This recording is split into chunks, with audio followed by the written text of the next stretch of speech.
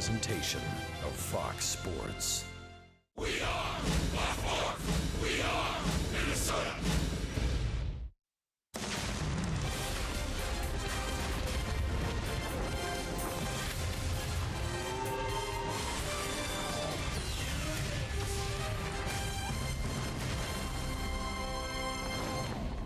Their ability welcomes worship, from the flair to the future.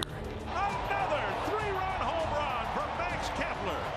Houston chasing, leaping, and making the catch. Almost as much as we admire champions, we adore prodigies. Seduced by the promise, captivated by the potential. Here's a throw coming to third base. On the money! Out! Another assist by Rosario. So much of the world belongs to the young. We chase the next and worship the latest. That's hit to the gap. Buxton's going to run for a while. A towering fly to left into the second deck. The Twins youth, some of the league's greatest.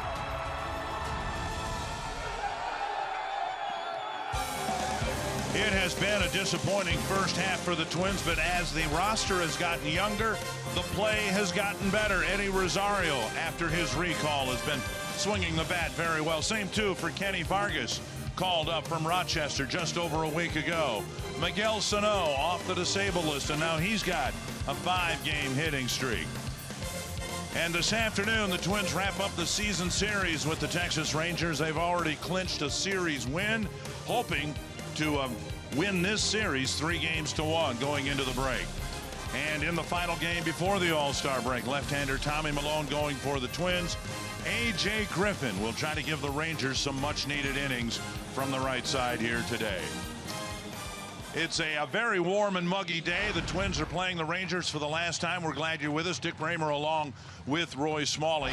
And the Twins have gotten a lot of production from the young guys on their roster. And last night, a couple of guys who needed a little more seasoning down in AAA showed off what they can do once they get a little comfortable at the plate. Up and down the lineup of mostly young guys, everybody's been swinging the bats well. What's been really fun is to watch several different streaks of a couple of different guys being the ones step up and really carry the club. It was Max Kepler and Miguel Sano. Now it's Kenny Vargas and this young man, Eddie Rosario, as Dick said last night, a big night with a couple of doubles and a home run, really swinging the bat well. And even Eddie Rosario, all these young kids, very impressive with being patient and getting good balls to hit, not swinging at bad balls. Even Eddie Rosario is an example of that, and this guy is the best example of it. Last year, we saw him swinging at everything that went up there, a la Eddie Rosario. This year, he's waiting for balls that he can handle in the middle of the zone, and handling them, he is. Lasers all over the ballpark. Kenny Vargas has hit nothing but extra base hits since he got back up here. A lot of people thought coming out of spring training that this Twins lineup would be a very productive lineup, and of course that didn't happen.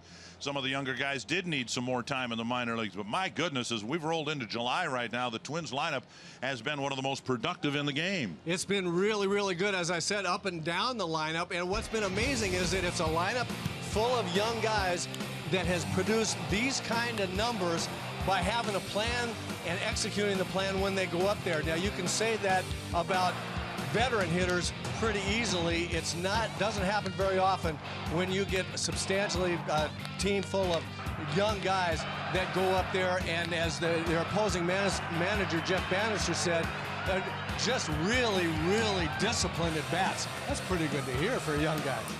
Twins have done well over the last 20 games. They'd like to finish strong in the first half and then carry forward into the second half. And Ian Desmond in the lineup for the Texas Rangers. He'll represent the Rangers in the All-Star game. Eduardo Nunez representing the Twins Tuesday in San Diego. Twins baseball on Fox Sports North is presented by Menards. Save big money at Menards on all your home improvement needs. By Jeep. Find your summer of adventure with great deals during the Summer of Jeep. And by Sanford Orthopedics and Sports Medicine, for the everyday competitor in all of us.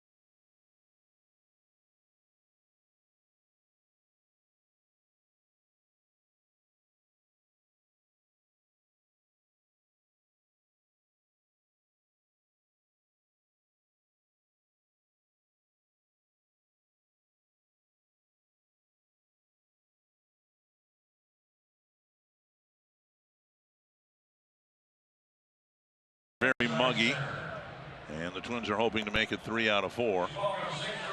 Roy Smalley and Dick Bramer. Final game before the All-Star break, and the Menards batting order with a little bit of a different look. If for no other reason than Eduardo Nunez is not in it. He's been in the lineup just about every day for 2 months, and he will not have an All-Star break, so he gets today off, at least the starting assignment off. Brian Dozier back in the leadoff spot. Then Joe Mauer, Miguel Sano, Kenny Vargas, Max Kepler, Robbie Grossman, Eddie Rosario, Kurt Suzuki, and Eduardo Escobar. A.J. Griffin on the mound for Texas.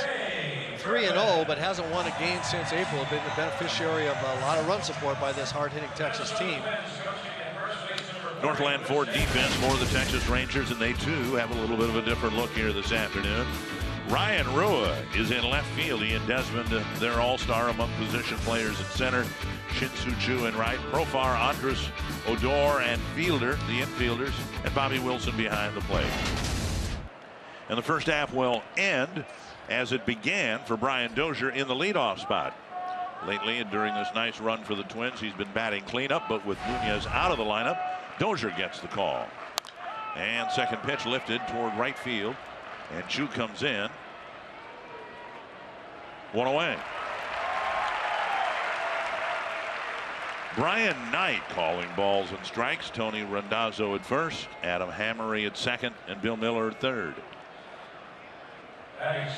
For Griffin, he threw 96 pitches in his last start, and his last start lasted just 4 innings. It's been a difficult goal for him. He's had his season derailed a bit because of shoulder issues, and the Rangers understandably very concerned about keeping that shoulder healthy because he missed the entire season 2 years ago with shoulder problems. Strike one to Joe Mauer, the designated hitter.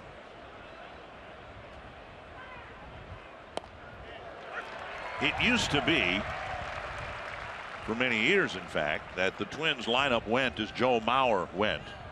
I'm not sure that's the case any longer. Some other players have really stepped up, and Mauer with a base hit to center field gets aboard here with 1 out.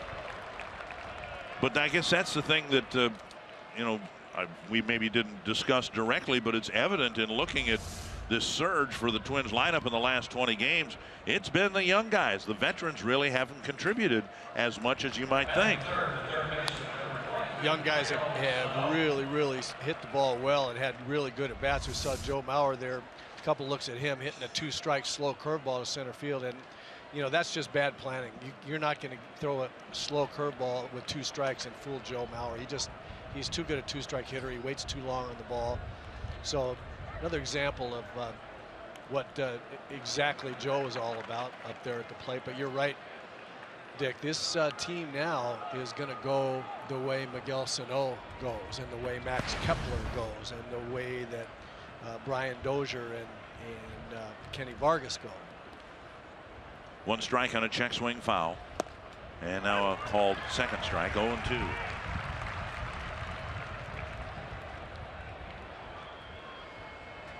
Twins have won 11 of their last 19 games, and they played .500 baseball for their last 26 games. And the challenge will be after today to continue that good play into and through the second half of the year.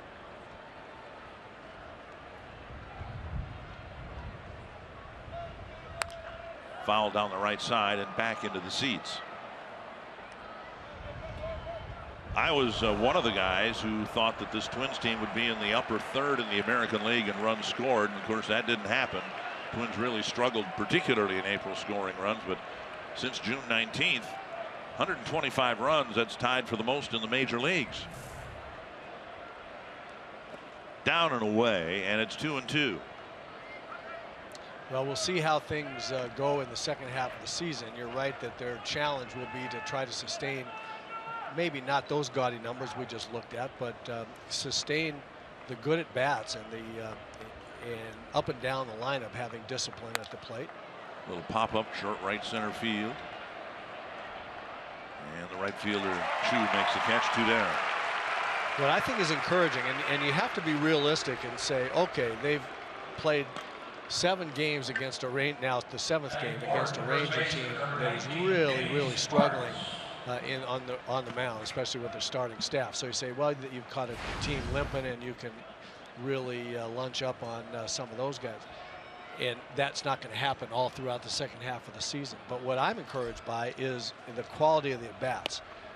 They're getting immediate feedback, positive feedback, as they go up there and take pitches and take tough pitches and get aggressive in the middle of the strike zone. And if they can do that against even better pitching than what they've seen against the Rangers, then it's not going to be fluky. These guys have talent, and really it's about approach as much more than talent. Swing and a miss by Vargas, and it's 1-2. Because the talent's there.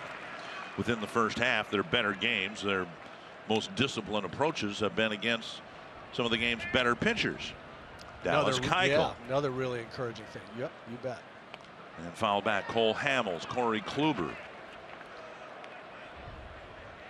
Vargas has jumped back to the big league level with 7 hits, 5 doubles, 2 home runs. And he takes one down the middle of strike. Bauer gets a 1-out single. He's left at first, and it's a scoreless first inning for A.J. Griffin.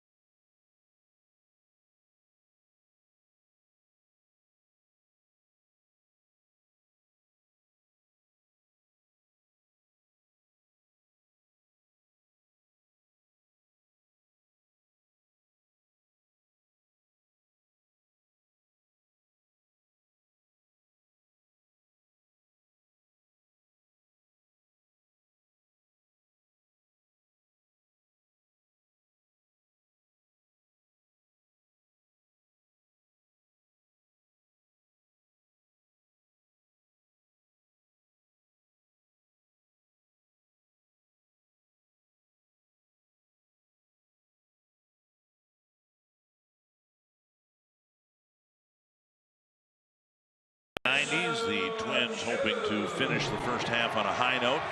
Rangers have really struggled.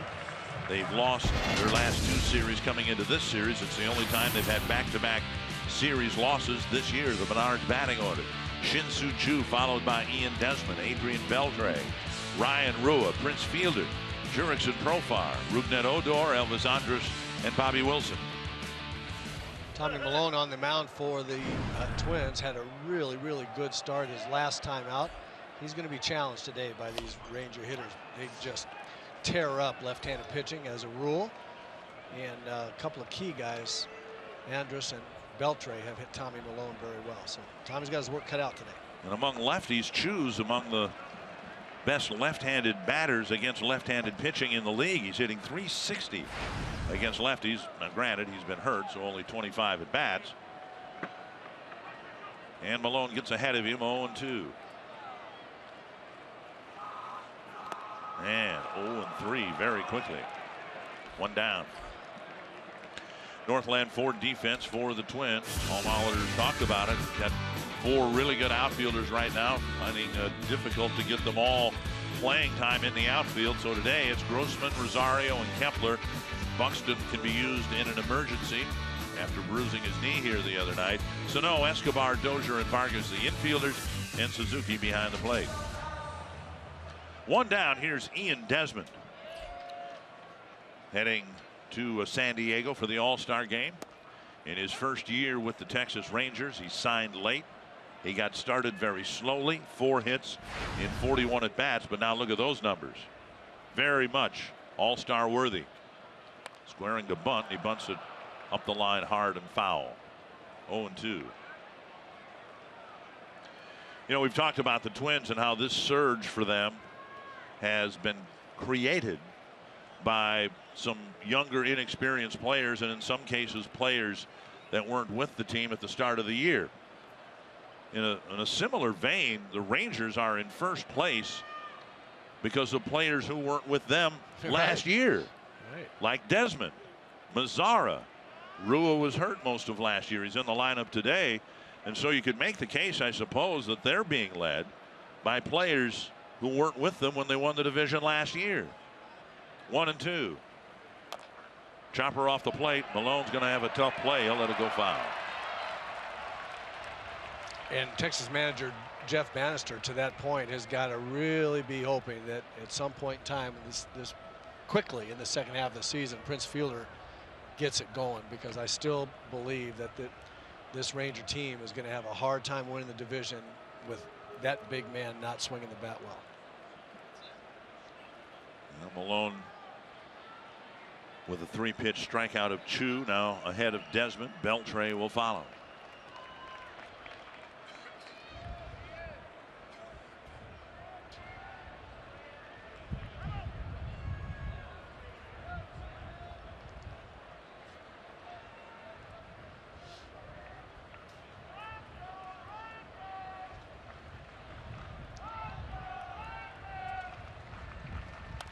Bouncer to third.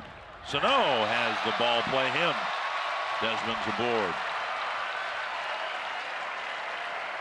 And Sano will be charged with an error.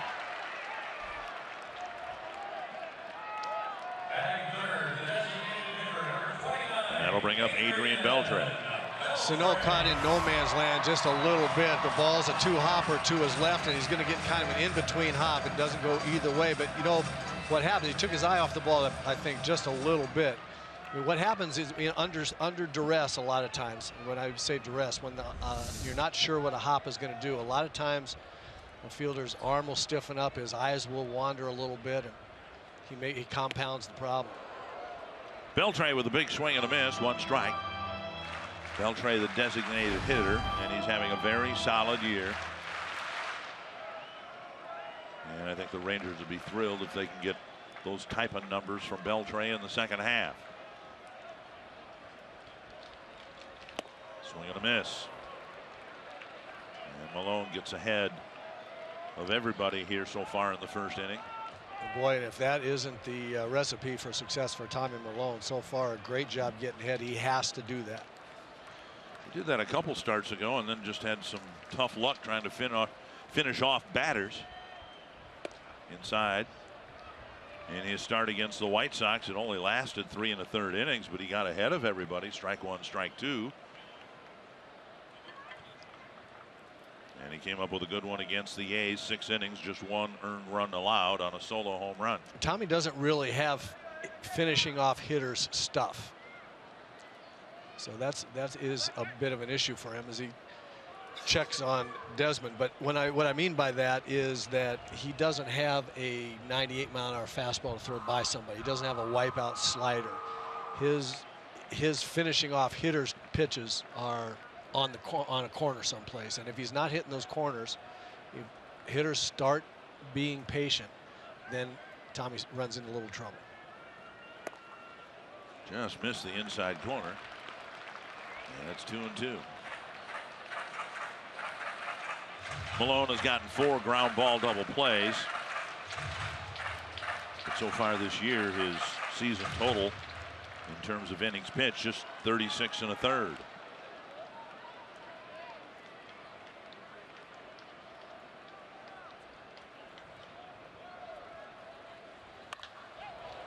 You know, the Rangers going through a stretch where they're just not getting nearly enough innings from their starting pitching.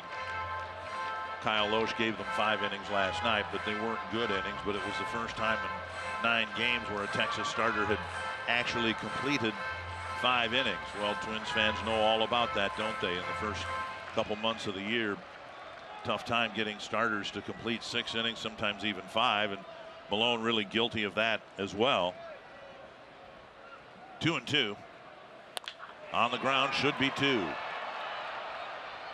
that takes care of the Sano error as Malone gets his 5th ground ball double play and faces just 3 men in the first.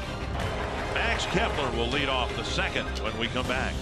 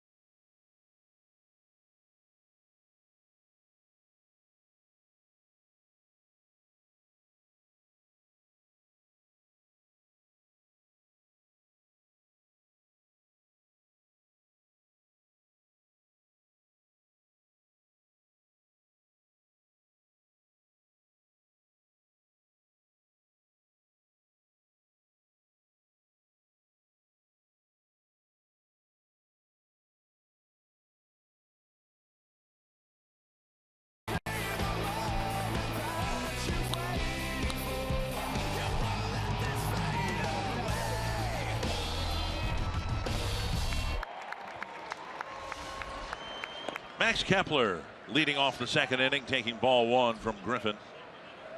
It'll be Kepler leading things off, and then Grossman and Rosario swing and a miss, 1-1.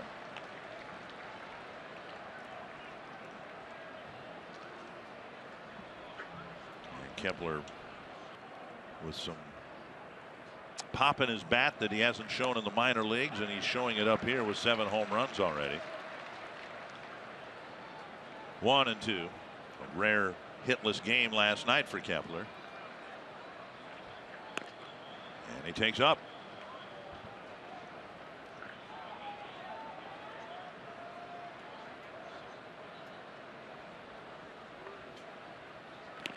And Kepler strikes out, 1 away. 65-mile-an-hour curveball.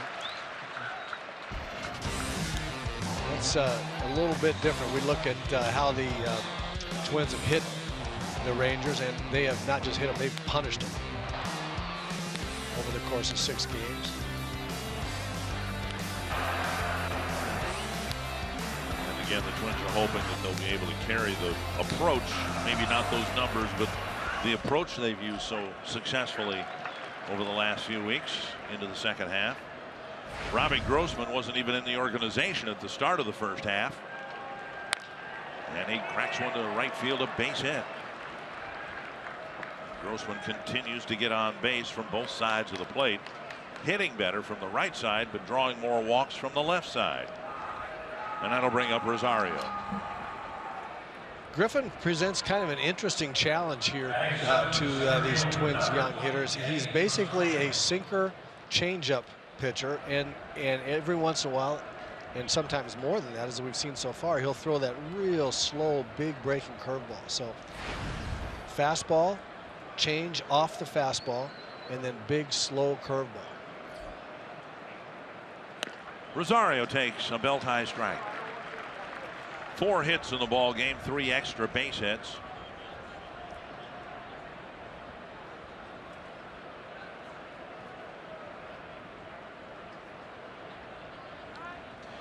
Twins fans for years had heard of Buxton and Sano, and to somewhat of a lesser degree Rosario, but he was definitely on the radar for the Twins organization. And of course it would be nice if these guys, when they came up here would come up and just stay and be productive right away. But it's far more common for guys like Rosario to have to go back down. Buxton's had to go back down. Sano is the only one really who has stayed up here, and when he's been healthy, he's been in the lineup. Kepler, cup of coffee, and then he had to, go back down and work his way back up. Very rarely, I guess what I'm saying is, do position players come up here, pitchers, I'm sure it's true as well, come up here as a finished product. And you look at this lineup that the Twins are running out there now on a regular basis. Well, even the bench players. Buxton on the bench today. Santana has gone through it. He spent a good part of the year last year in the minor leagues. I think there are a couple of reasons for what you're saying. A wicked hop that skips by Andres, and Grossman will round second and go to third, and sprinting to second base and in safely is Rosario. Great hustle play by Eddie Rosario right there. Hit a line drive one hopper past Andres. Another bullet. He's really swung the bat well. A double given to Rosario, hustling on his way to second base. And you watch him out of the box right here. He's running hard. Now, when he rounds first base, he's going to look to see where the outfielder is and whether or not he thinks it's a good gamble for him to go to second, which he determined that it was. He was right. Good hustle all the way. Suzuki with the infield drawn in, 1 out in the second. I want to go back to what you're saying at some point, Dick, about guys coming up here as young players and not just immediately sticking, having success in the minor leagues. They're going to take a look at this with the assumption being that they think they saw Rosario slide feet first into the bag and pop up off the bag. Just the second inning of the ball game, and the Rangers must be pretty confident of this. Let's take a look.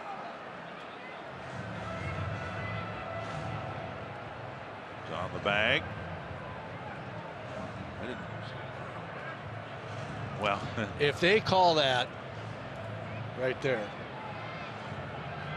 There were 2 times when Rosario, in shifting his weight, may have disengaged the base. The call was safe. If that's conclusive evidence of overturning it, then. This is interesting. Before they came to the replay position, the 4 umpires gathered together and met before now meeting with Paul Molitor.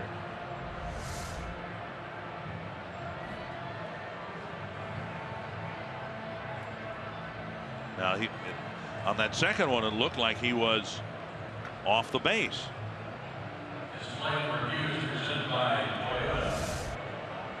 And now one of the umpires talking to Griffin, and what this may be, pitchers aren't supposed to be on the rubber.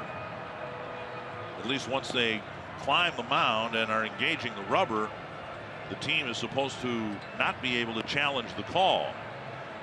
And that's just speculation on my part, because the umpire went and talked to Griffin, who should be aware of the rules, of course. And maybe just a reminder that, hey, if your team's going to consider a challenge, you can't be on the rubber. And I don't even know that he was. So a little bit of a dispute here, and it might very well lead to Rosario being called out at second base.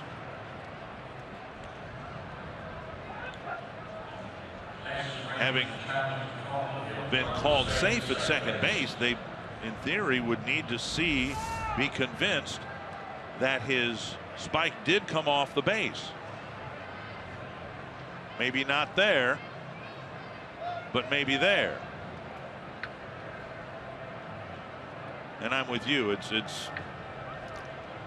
if someone clearly overslides the base, well, then they should be called out. In this case, he was coming up out of his slide and shifting his weight, and may have lost contact with the base. Inconclusive. Okay.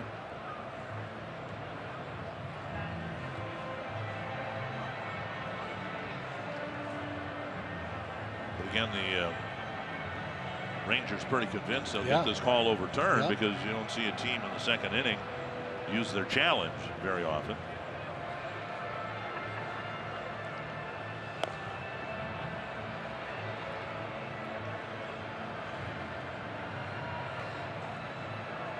Trying to piece together the significance of the theme song they're playing, the theme from House of Cards. Why? Wow. Yep. I hate that call. And I can see where he might have microscopically come off the base a little bit, but I just like the new slide rule at second base on double plays. I just hate that. Well, a single for Rosario eventually is called out at second base. And now runner at third and 2 away.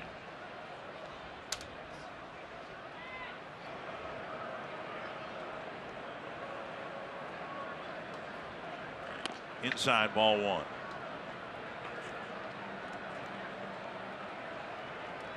I would say this, even if the Twins had benefited from a call like that, it just doesn't smell right. No, it doesn't. It really doesn't. And a strike. I'm in a really bad mood now. Are you? Yeah. 1-1 to Suzuki.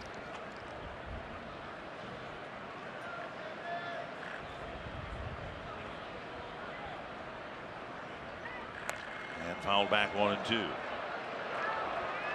You see the challenge that A.J. Griffin presents to hitters. He doesn't have great stuff. He's throwing fastballs 85 to 87 so far. Really not throwing hard at all. But he has a good changeup, and that comes out of his hand looking like a fastball. So and it's the proper speed. And he's got that big slow curve. So you're thinking slow all the time. It's blocked by Wilson, keeping Grossman at third base.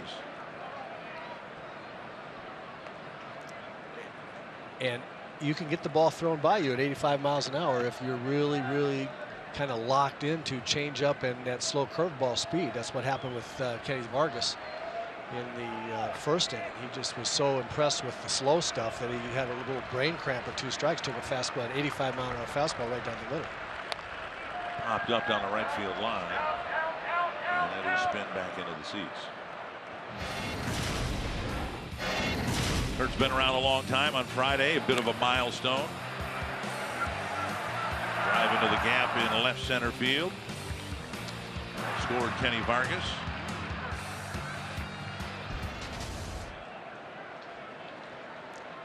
And you can see Suzuki with 500 runs batted in. Another one hit almost at the same spot on the field. A.J. Pierzynski leading all active catchers, and Pierzynski today reached a bit of a milestone. He hit his 400th double and wanted the baseball for that occasion. 2-2 to Suzuki. Twins trying to score the first run of the ball game here. They picked up 3 hits in 7 at bats against Griffin.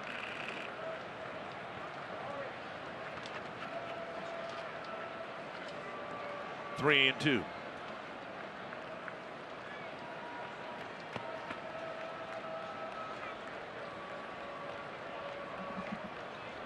Suzuki, former battery mate of Griffin's. Griffin went 14-10 in 2013, then had 2014 wiped out because of shoulder problems. A liner to left, and a successful challenge by the Rangers kept the Twins from scoring. The second out recorded on what we thought was a Rosario double.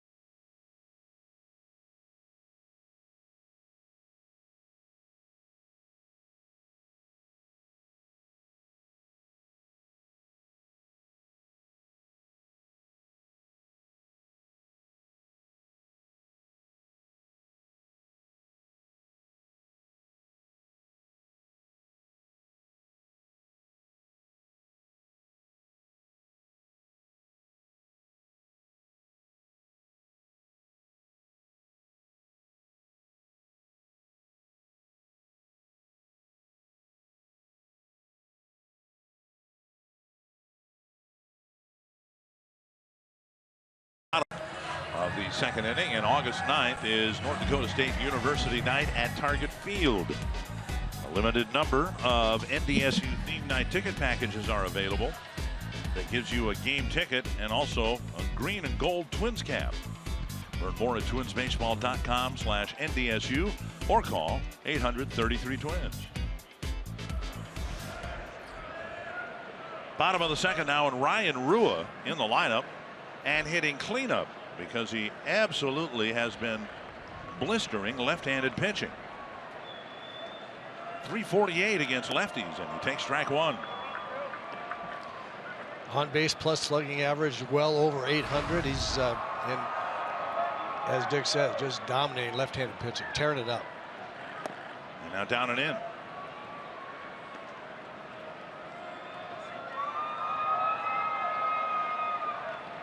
Rua is not a rookie.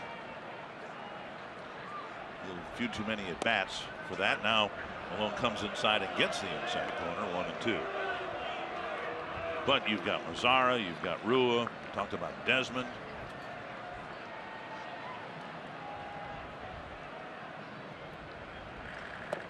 And Rua swings at a changeup down and away, 1 down. Set up by that fastball inside, and just a great sequence of pitches by Tommy there. It comes inside with a fastball and then a really nice changeup. And we were talking before about how Tommy Malone's going to put hitters away when he's got 2 strikes. His changeup is probably his best strikeout pitch, and the only way that he can get guys to chase changeups is to make them think that they're going to get some pitches inside. They have to be in a little bit more of a hurry. If he can't hit that inside corner, if the hitters are not impressed with that, then he's in for a really tough day, typically, unless he's just absolutely pinpoint on that outside corner. So far so good with Tommy. He's been really good both sides of the plate. Just missed the outside corner, 2-0.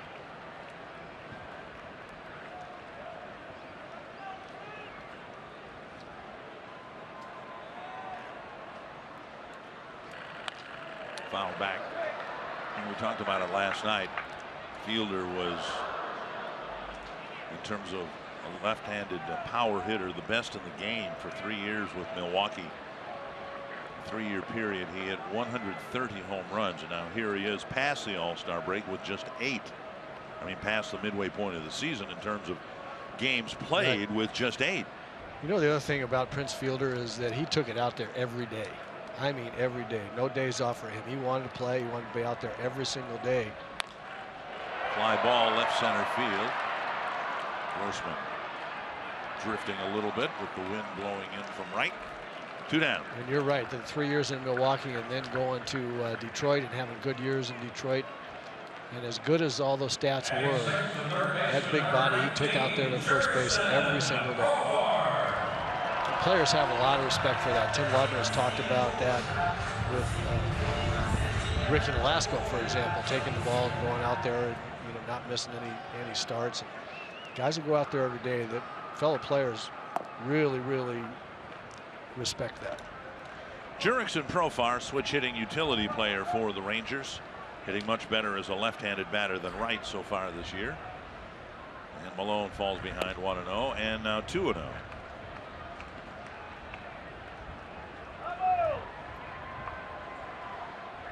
Profar, a man without a position, although he was a highly regarded shortstop, 3-0. The Rangers have one of those in Elvis Andrus and will have for quite some time. Got one of the rising stars at second base, Rougned Odor. And a 4-pitch walk will put Profar aboard with 2 down. Not the guy you want to walk. He's one of the few guys that is struggling hitting left-handed pitching. I was just going to mention that fact, Dick. Ironic, isn't it, that all these other guys tear up left-handed pitching. Adrian Beltre has had great success against Tommy Malone, and he gets him to ground into double play, gets ahead, pitches it well, and the one guy that might be a breather in the lineup right now for him walks on 4 pitches. Here is Odor, hitting over 300 against lefties.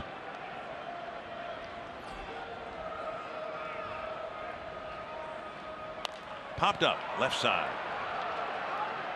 Escobar with the catch. And another hitless inning for Tommy Milone.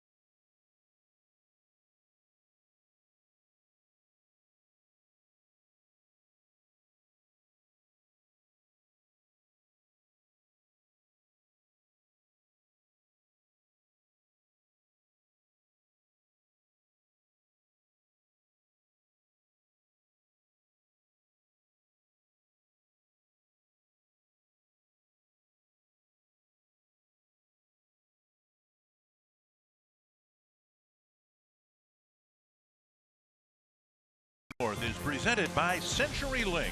Switch to CenturyLink Prism TV for an advanced TV experience. Learn more at cprismtv.com. And by Budweiser. This Bud's for you. Twins with the only 3 hits in the game, but no runs yet. And Eduardo Escobar hitting ninth. Takes a belt high strike. It'll be Escobar, Dozier, and Mauer facing A.J. Griffin in the Twins' third. And now 1-1.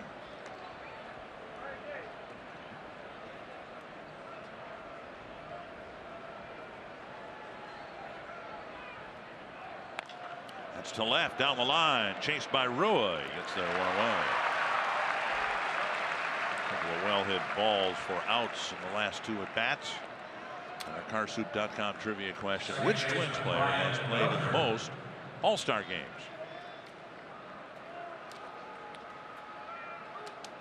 I wouldn't necessarily call this a trick question, but there used to be a time up until I believe the mid-60s, period of time when there were 2 All-Star games, one in the middle of the season and then one at the end of the season. And thankfully they got rid of the one at the end of the season. Otherwise it might have been like the Pro Bowl in the National Football League. Right. Ball 1 to Brian Dozier, now a foul back.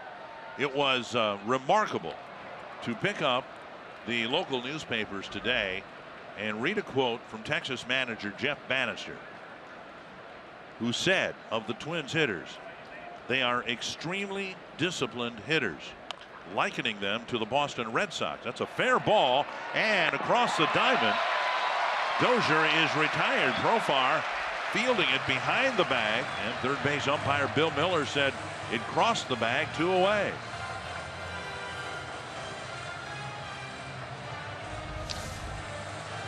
Nice play by Profar, backhanding the ball, setting himself. Strong shortstop type of arm that he's got. And now Brian Dozier is presented with a real problem right there. 280 pounds. Because Prince Fielder with the Mack truck was in the road. And there wasn't a whole lot of anywhere for Brian to go. Here's Joe Mauer. If you watched any Twins baseball through the first 10 weeks of the season, you would never in your wildest dreams imagine seeing or hearing an opposing manager calling the Twins hitters extremely disciplined. They were, whatever the polar opposite of that is, they were. Yeah, and it's almost obviously the opposite is undisciplined, and that doesn't go far enough, does it? The way they were the first couple months, it went beyond undisciplined, but in just as intense fashion, they've done a 180. They are up and down the lineup taking really, really good at bats. Down and in now, 3-1 to Mauer with Sano on deck. People may wonder, we talk about competitive at bats or professional at bats, really good at bats, and what the heck does that even mean? 3-2. And basically what that means is not giving away at bats, not getting yourself out on pitchers' pitches, not swinging at balls that are out of the strike zone or early in the count, swinging at balls that are on the outside corner, but waiting to get your pitch, waiting to see if you get a mistake, being aggressive on mistakes. Rua near the line makes the catch, and Griffin has his first 1-2-3 inning.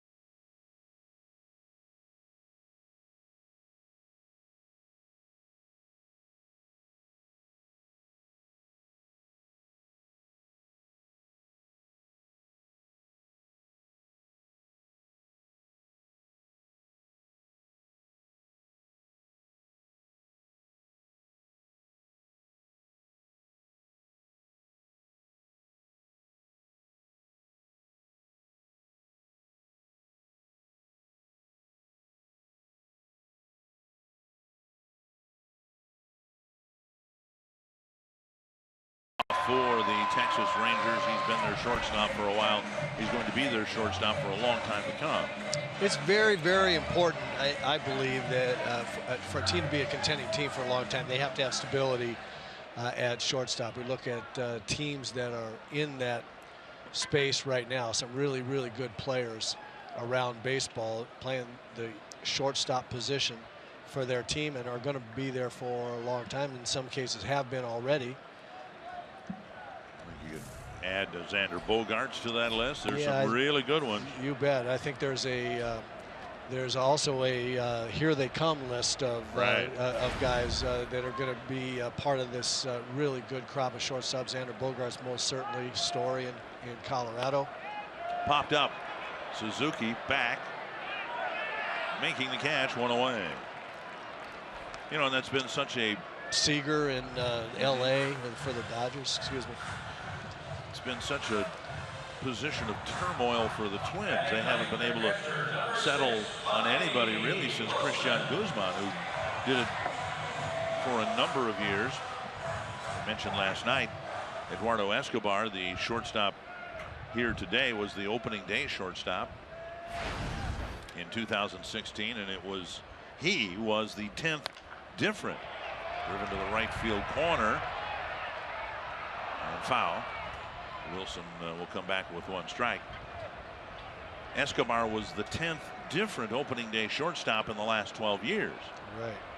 That's tough to have instability at that position. Not denigrating anybody that's here that's played shortstop or playing shortstop for the Twins, but it's still to be determined here whether it's who it's going to be among the three potential guys, Escobar being one of them. Danny Santana was the opening day shortstop in 15. Pedro Florimon in 14 and 13. Jamie Carroll, the opening day shortstop in 2012. Alexi Casilla, 2011. J.J. Hardy, 2010. Nick Punto in 09. Adam Everett. Sano stays with this. Hop fires across, 2 down. I mean, so on and so forth. They've run a lot of different people through there. And I would imagine the one guy the Twins are counting on, and he's in Class A ball right now, is Nick Gordon. Might be their answer in terms of developing a shortstop that will get there and hopefully stay there for a long time. That position necessitates such a unique combination of acceptable offense and defense, as much as anywhere else, maybe more than anywhere else. And so of all the players that you mentioned, some of them were really good defensive players. Florimon comes to mind. Just wasn't going to be able to hit big league pitching, it didn't seem like. And it's really a finesse for the manager. They loved his defense, but you can't have a guy hitting 206. I mean, you just especially in the American League, you just feel like you can't just give away that spot in the lineup offensively. And so guys that swing the bat better, then you say, okay, well, can they do it defensively well enough for the manager to live with them day in and day out, right? It's a very unique combination that's required of that spot. It's why it's hard to find guys that can be there for a long time, and B, teams that do find them tend to be on a faster track toward winning than others. Down the middle, a strike. First time through the batting order, and Malone's not giving up a hit. Sano now will jog over to the right side of the infield. He struck out Chu on 3 pitches to start the ball game, and Chu is now 1 for 13 against Tommy Milone. And missing inside down 3-2. Only Texas base runner against Milone has been Profar, who drew a walk in the second.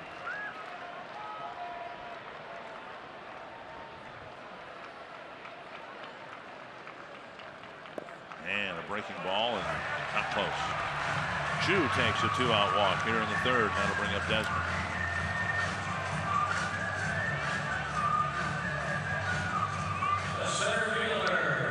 Tommy taking a little walk out to the middle of the infield to discuss it with himself. I think he felt like if he could throw that curveball close, he could get Chu, and was not able to throw it close. So he's upset with himself over not making the pitch that he wanted for 2 reasons. One, he really thinks he could have gotten him there, and 2, he knows that he's not the type of pitcher that can afford to walk too many people. Here's Desmond. Swing and a miss. The only team in baseball with a better record than the Texas Rangers, the San Francisco Giants. And if you were to rank them in a standings format, the Giants would have a 2-game lead over the Rangers. And now they've got him picked off. And the throw to second in time to get Chu. Milone with a pickoff to take care of the runner, his second pickoff of the year. And Miguel Sano will lead off the 4th for the Twins.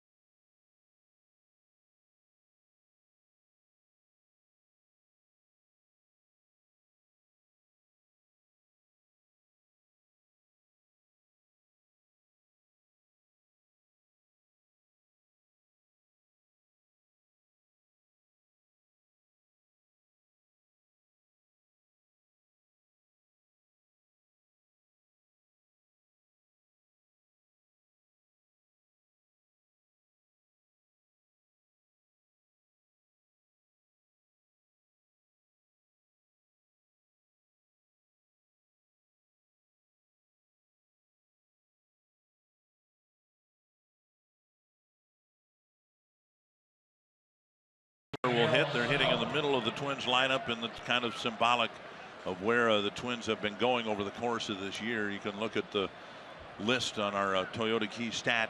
The number of man games, if we can call them men, I think we can, even though they're young.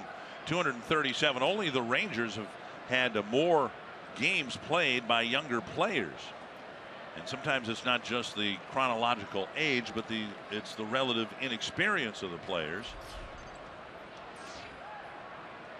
Sano still hasn't had 500 at bats. And then Vargas and Kepler will hit.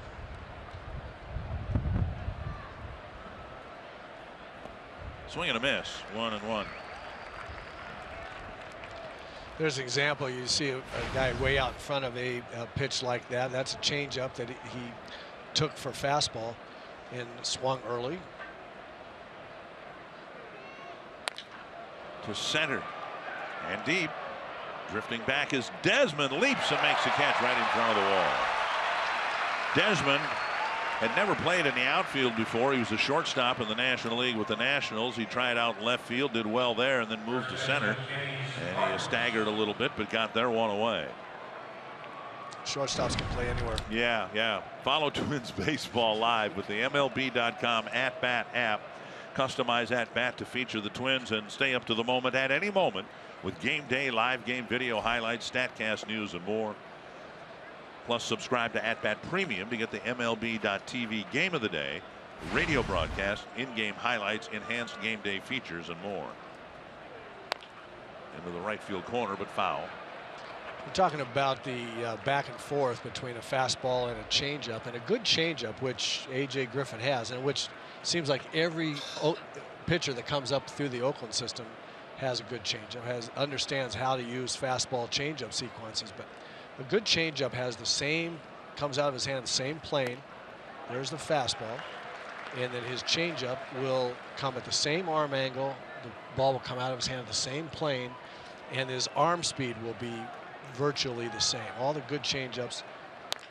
There's that slow curveball. High fly, right center field, drifting back, going back, and it is gone. A home run for Vargas. 8 hits since his recall. All of them for extra bases. 3 home runs and 5 doubles. And Vargas puts the Twins up 1-0. Well, that's a terrific swing by a very strong man, and I wouldn't be surprised if you look at this swing. Watch his tempo. I think he was looking for this. He's not out in front of that slow curveball at all. His body speed is nice and slow. It's almost like he said, like Griffin said, I'm going to throw you a curveball just to see if you can hit it. And he slowed everything down. He let it get all the way to the plate. And once he did that, his body was in such good position. He's so strong, he was able to drive it out of the yard. But you can tell when guys are looking for pitches, especially off-speed pitches for the most part, because they just have a different speed about their stride into the ball. His last 2 home runs, he's had to generate the power, because the home run here today on a slow breaking ball, the home run the other night was against a position player who was throwing in the mid-50s. And now Kepler lifts it to right. Playable for Chu. Back near the edge of the track. 2 down, and that'll bring up Grossman. So watch here, when you see the curveball, and there really has been no forward movement at all by Kenny Vargas. There's been no stress. You see right here, look how slow, and admittedly we're in slow motion, but he starts his stride, he sees the ball, he hesitates just a little bit with his hands still back, which allows him to take a big full swing at it. So either he was sitting on that slow speed, or he just saw it really, really early and was able to slow up. Grossman turns on one and hits it a long way, almost to the back of the second level in foul territory. 1 strike. Well, Twins getting some good swings on Griffin, second time through the order, but just a 1-0 lead. Pitch number 60 coming up for Griffin. Now a little jam shot and a flare to left, a base hit. Grossman's got 2 hits.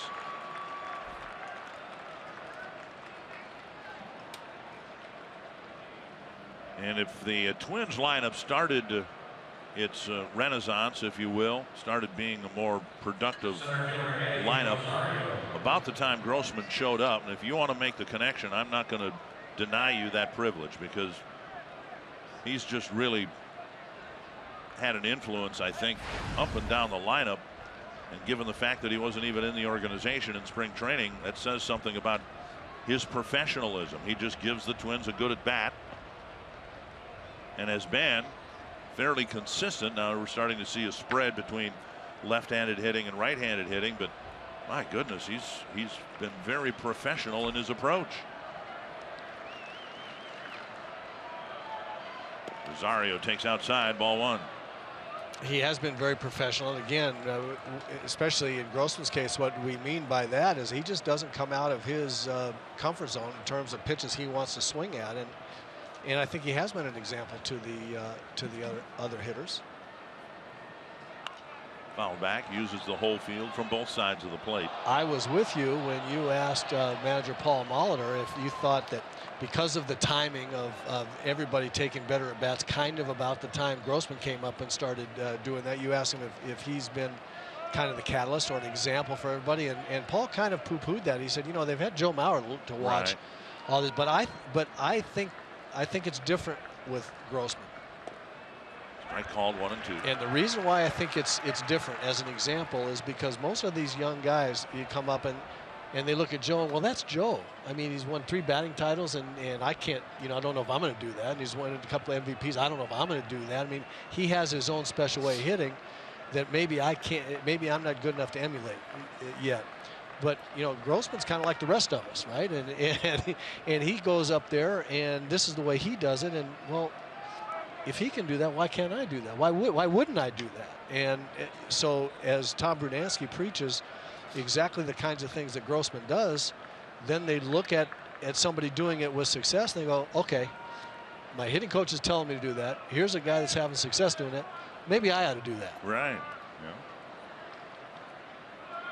The best example of that, when the Twins were struggling in the midway point of the season, at this point of the year in 2003, they acquired Shannon Stewart. And from Torrey Hunter through Jock Jones, A.J. Pierzynski, Corey Koski, they all said that Shannon Stewart showed them, gave them an example, hitting out of the leadoff spot, but gave them an example of, you know, a professional hitter going about his business, and a model to model their approach after. And there's two things. There's another point that we haven't talked about in this definition of, quote, professional at bat. And, you know, the one thing we have talked about is getting a good ball to hit and not giving yourself making outs on bad pitches. But it's also having a two-strike approach that where you can really. Grossman will steal second base, and keeping his foot on the bag, a pop-up slide. It's also a professional at bat is also with having a good two-strike approach. As we watch, Grossman was with a delayed steal. The delayed steal, he didn't go on the pitcher's delivery to the plate. He took a little bit of a hop like nothing was on, and then took off. The idea to take everybody a little bit more by surprise. Now pop up behind second base, and Andrus staggering, making the catch. Kenny Vargas goes deep, hitting the ball like a cleanup batter, and the Twins have a 1-0 lead.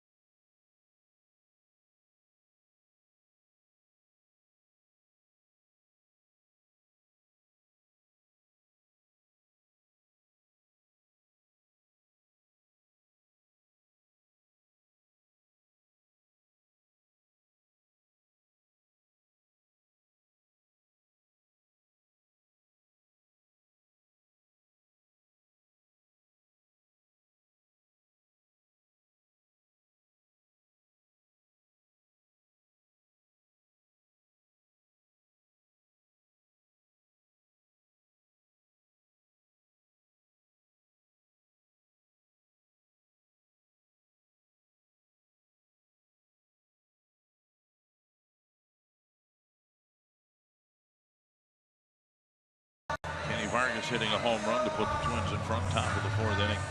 In terms of slugging percentage, you can't do much better than what Vargas has done, hitting .571, and all 8 hits have gone for extra bases.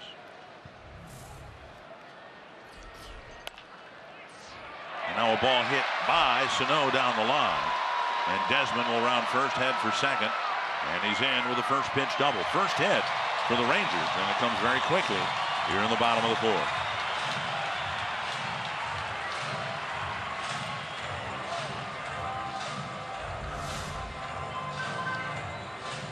Desmond gets a ball mostly in the middle of the plate, and it's a bad hit out in front. Drives it by Miguel Sano. Desmond, phenomenal first half. Said he signed with the Rangers, and he made a commitment to be a better teammate, a better player, better influence in the community. And he's very, very happy here, signing just a 1-year deal. Here's Beltre. Fouled away, 1 strike.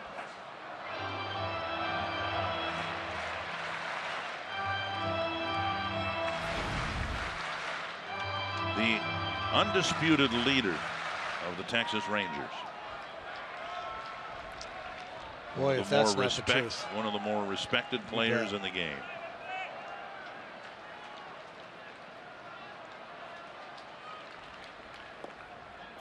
And pitches low. Time now for greater coverage of baseball, presented by T-Mobile. And you can see his career ranks among active players. Not this year, but sometime next year. He'll almost certainly join the 3,000 hit club. You look at the home runs, the runs batted in, the Gold Glove caliber defense for more than a decade. Yeah, Hall of Fame player. Hall of Fame player.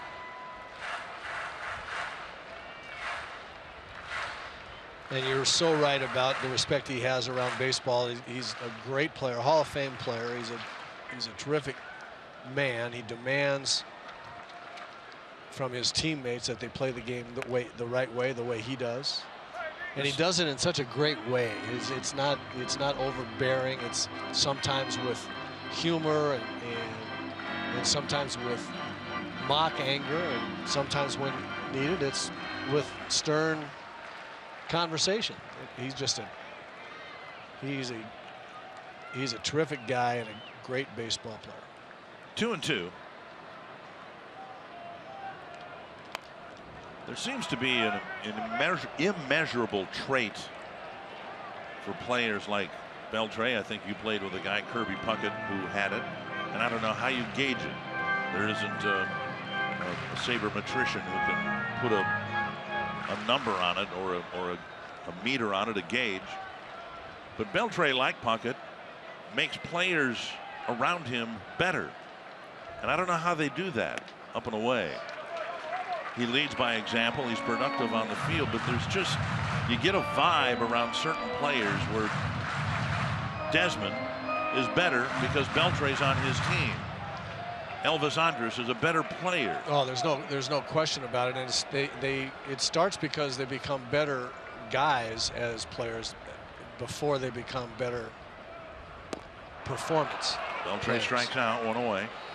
And it is hard to describe, but Kirby was like that. Don Baylor was like that. There are guys that are known.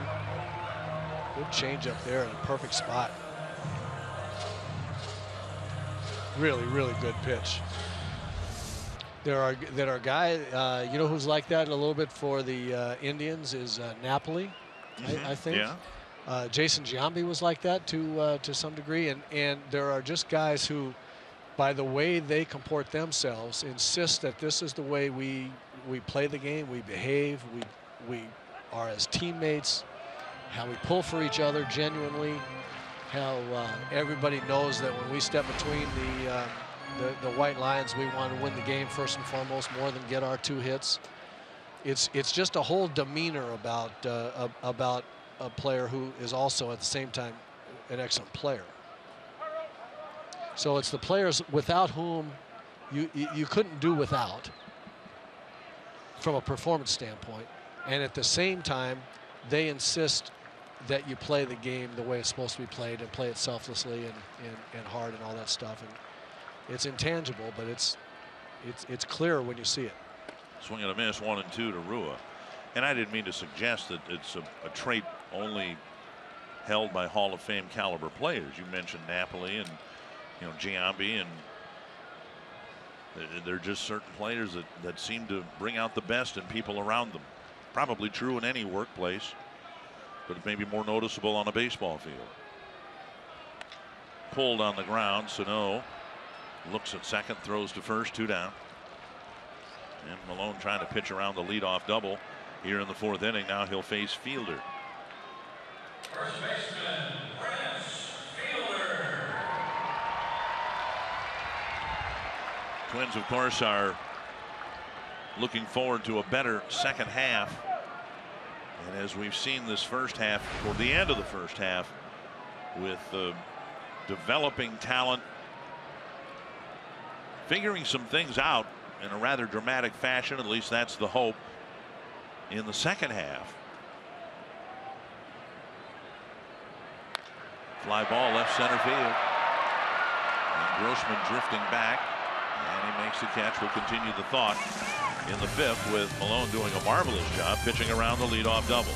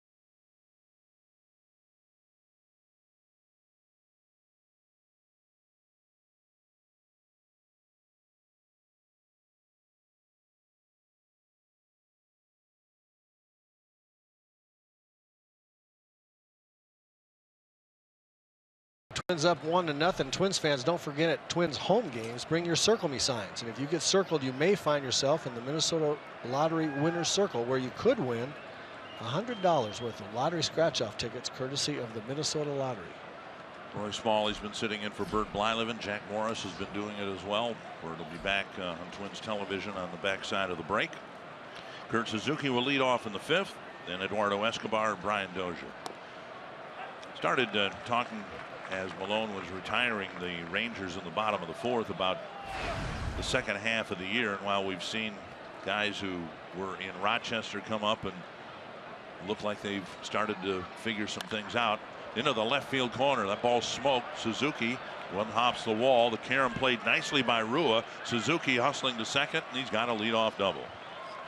Suzuki lined to Rua his first time up, and here he lines one, smashing the first hop up against the fence, and the Twins are in business to start the 5th. Another good swing on that big slow curveball from Griffin. Again, a nice tempo at the plate. You watch Kurt not in a hurry, waiting for that ball to get to the plate, and then throwing the big end of the bat out there. Nice swing. And now Escobar, he lined to Rua his first time up. Trying to pull the ball here, maybe into right field for an RBI at the very least, get to Suzuki to third base. Twins getting a run in the 4th on the Vargas home run. They just saw the Rangers waste a leadoff double. Now we'll see what they can do with one here in the 5th.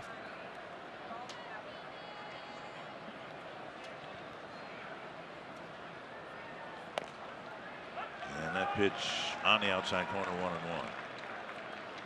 We're talking about the second half, and we might see the Twins bring up some young pitchers who've been here before and might get a chance to impress like some of the position players have in the first half as of late. Jose Barrios. This ball hit into the right field corner, a base hit. Suzuki did not get a clean break from second. He'll only gain third base. And so now the 5th inning starts with a pair of hits, first and third, nobody out. Escobar gets a high fastball and tomahawks it into right field. He's trying to hit the ball to right field behind the runner and gets a ball you wouldn't normally associate line drive and Escobar in the same sentence with, but tomahawked that ball on the right, and the Twins have got something going here. First and third, nobody out. This right here is when you have to really grind out great at bats and try to put the game away. You have a chance here for a really big inning against a guy who hasn't pitched well. Strike one. Rangers will play the infield back. Yeah, they'll give up that that run to try to get a double play. Twins are looking for changing places with people here on the bases. Fly ball to center. Suzuki setting up to tag. Desmond's got a real good arm, and he will just bluff home with the throw right to the cutoff man. So Dozier can't get Suzuki in from third. One away. That'll bring up Mauer.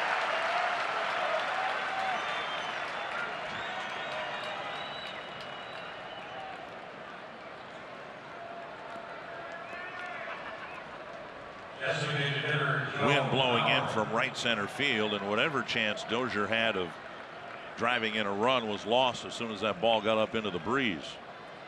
Desmond playing it from medium deep center and actually charging in to make a catch. One down, and now Mauer. Single and a fly to left.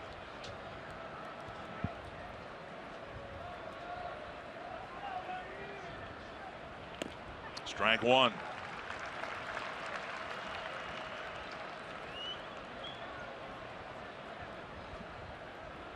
Mauer having a disappointing first half, 1 for 2 here today. And he takes strike two. Over 300 at bats, 27 runs batted in. Max Kepler has less than half the at bats and more runs batted in. Flip to left and foul, 0-2.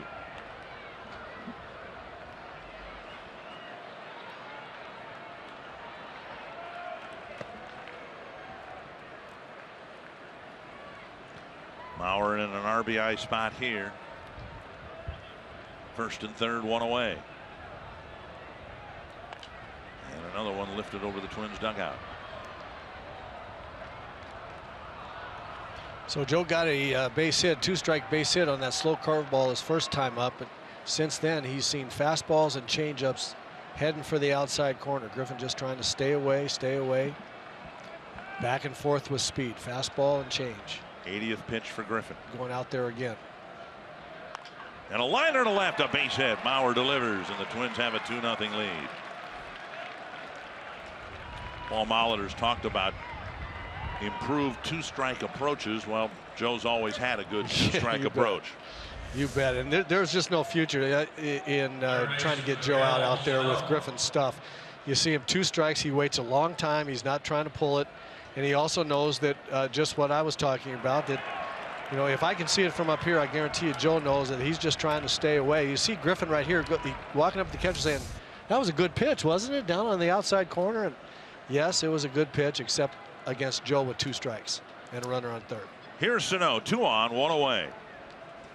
And Sano with a chance to break the game open a bit. Swing and a miss, 1 strike.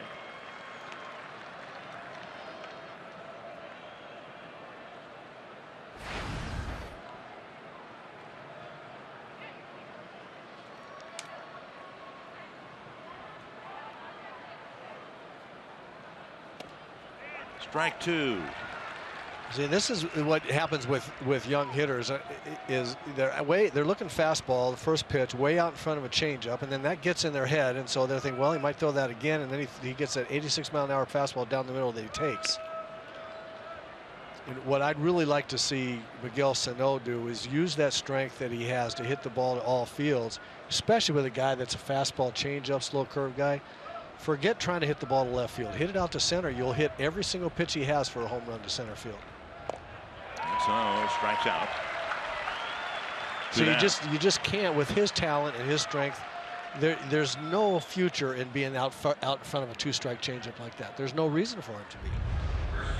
That'll bring up Vargas. Can I take you back to Mauer and how teams have pitched to him? We know Joe has not been and will probably never be a pull hitter.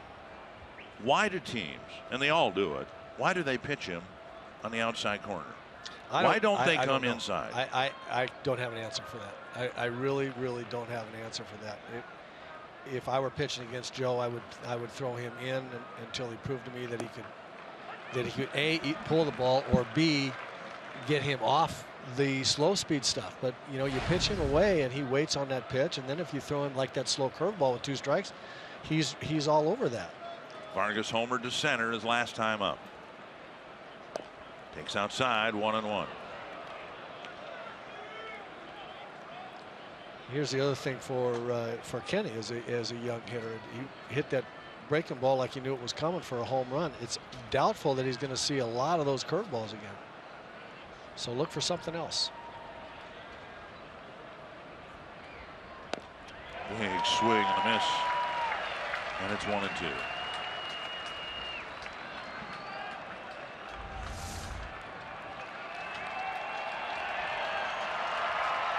Home run swing just didn't connect.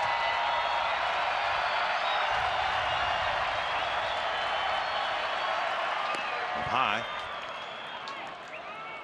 2-2. And with Kenny Vargas, I imagine that Griffin and Bobby Wilson, the catcher, are going to show him, try to get him to chase fastballs up where he's not so good. But even if he doesn't swing at it, then they can come back to changeup if they want to. Showing him high velocity up and then change up down. There's another fastball up. 3-2. Escobar from second. Mauer from first will leave early with Kepler on deck. Now, young hitter, 3-2. We're all excited. This is not necessarily a fastball from A.J. Griffin. You have to be willing to hit the ball the other way to wait long enough to see it. Took ball 4 and they're loaded up. Good take. He got a 3-2 changeup. Now, if he had just been dead set on hitting a fastball, he'd have swung and missed that pitch. And Doug Brocail to the mound. Last night, the Rangers got 5 innings from Kyle Lohse, but again, they weren't very good innings at all. And Griffin on the verge of giving them 5 innings, but he's got a mess to deal with here. A quick trip to the mound by the Texas pitching coach. Griffin again missed all of 2014 with shoulder issues. He had some shoulder tightness earlier this year, so you can understand why the Rangers might shorten his leash just a little bit. 22 pitches this inning. And this discussion right here is, okay, this kid at the plate has worn us out for 6 games. How are we going to pitch to him with the bases loaded? I'm sure Brocail wanted to hear exactly the plan here. Kepler came up last night with the bases loaded and hit a rocket gloved by Moreland for the 3rd out of the inning.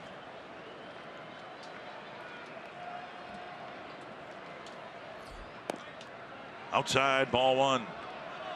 For what it's worth, Escobar can get a huge lead from third base because Profar, the third baseman, is playing almost 40 feet off the bag. Kepler with a fly to right. Retreating is Chu. That ball is back. That ball is gone. A grand slam for Max Kepler. More maturation of a great young hitter. He got him on changeups last time. Bases loaded. He figures he's not going to get a fastball down the middle. He's looking change, or at least waiting long enough to make sure. He got the changeup and hammered it to right field. What a streak he is on. What a show he's putting on. And one of the worst trips to the mound we've seen this year. Kepler with a grand slam, and he now has 33 runs batted in. Strike one, down and away to Grossman.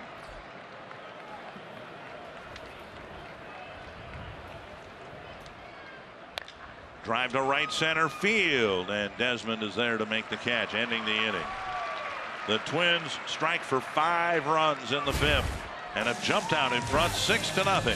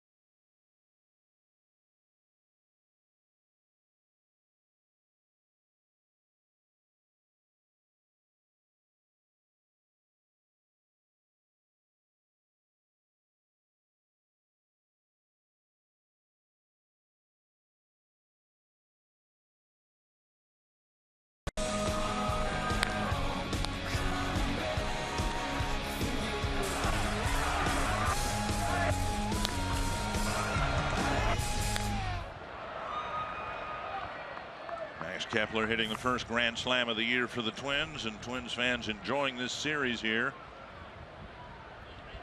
and particularly the results of the middle innings here. The Twins getting a run in the 4th and 5 in the 5th, and Tommy Milone with a 6-run cushion, and Profar will lead off the 5th. 1-1. Tom Kelly made such a great point when he was with us in the booth back before Tommy Milone's last start. A lot of things help Tommy Milone. Big strike zones by the umpire is one, and big leads is another one. Yeah. Fouled over the Twins dugout, and it's 1-2. And not just big leads, but early leads, and the bigger the better for any pitcher. But this helps Tommy a lot.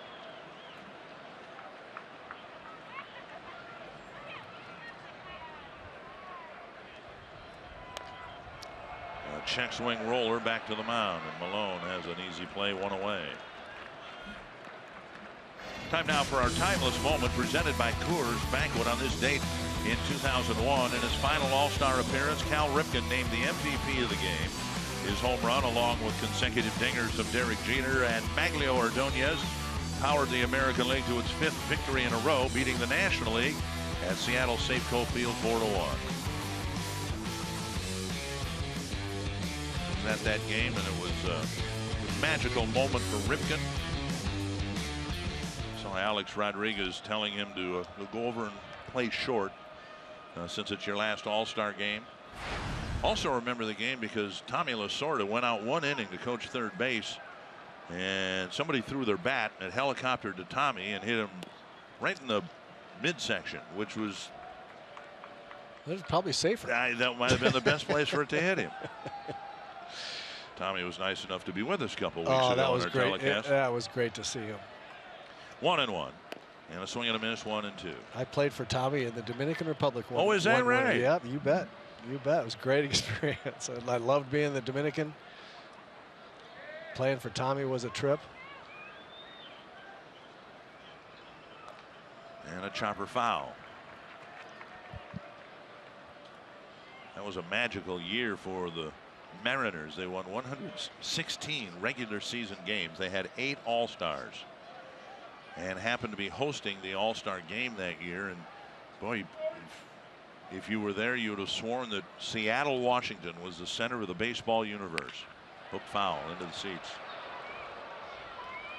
Well, you win 116 games and have 8 All-Stars. You pretty much are Wow. the center of the baseball universe. It was Ichiro's first season in the United States. And very shortly after the break, he'll pick up his 3,000th hit. Yeah, they're great. And a liner to center, base hit for Odor with 1 down.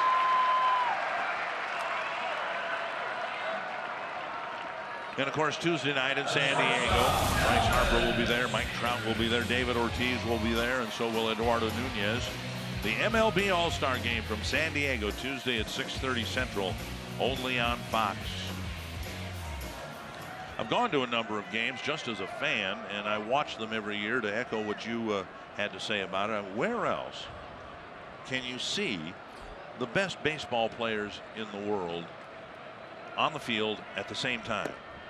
I'm just And competing like it really means something, Right. because it means something to every single one of those guys. I can guarantee you that. I mean, not something, a lot. 1-0 now to Andrus.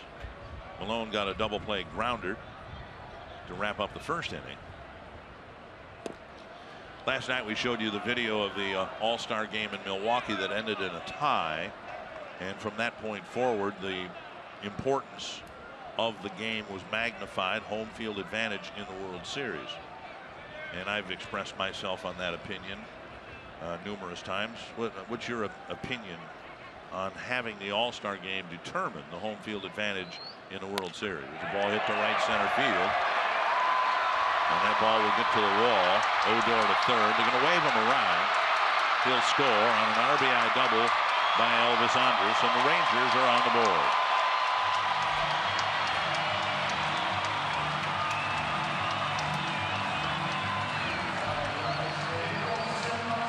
Good at bat there by Andrus. Pretty good way to hit it at Tommy Malone. Look for the ball out over the plate, hit the ball that way. One of the reasons why he's hitting up over 290 this year is Elvis Andrus, is because he has become very, very good at having an approach back through the middle and the other way. We've seen him get a bunch of hits over there in the 7-game series with the Twins. Here's Bobby Wilson, and now Malone trying to do what Ricky Nolasco did last night. Damage control, stay out of a big inning, and there's ball 1. All right, your thoughts about the All-Star game and whether it should determine home field advantage. I'm not crazy about that idea, but I'm not sure I know how home field advantage ought to be determined. I don't know that there's a better way, and I will say that that's a big incentive to players. Not that they need any more. Popped up back and out of play. But that is a big incentive to players to really, really bust up trying to win that game. I mean, everybody in each league, on each team, knows how important having the 4 games at home how important that is. If you're the Texas Rangers, or if you're a Ranger fan, you'll be watching, hoping with all your heart that the American League could win, because that might mean an extra home game in the event the Rangers get to the World Series. Right. I'm not a big fan of it. I've expressed that, but I also didn't care for the way it used to be determined, home field advantage. They would just do it alternately, and hey, I'm a Minnesota. The Twins benefited greatly, both in '87 and in '91. Well, the home teams won all the games in both series. Right. So if you just happen to be on the cycle where you got the 4 games, then then you're in. And I agree with you on that one. But then that's what I say. I don't know a better way to determine that. Runner goes to third. The pitch hit to center, a base hit.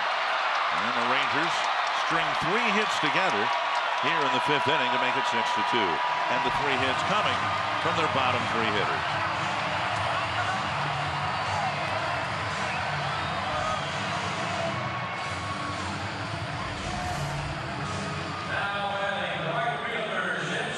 Well, all of a sudden, Tommy's up in the strike zone where he hasn't been in the middle of the plate up until now. He's in the middle of the zone right now in this inning. And Neil Allen to the mound. Just to wrap up the thought,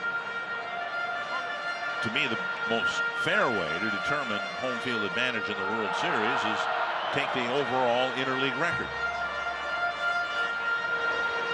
You could make the case that if the American League won the interleague games, more of them than the National League, that they deserve to have home field advantage. Neil Ramirez warming up.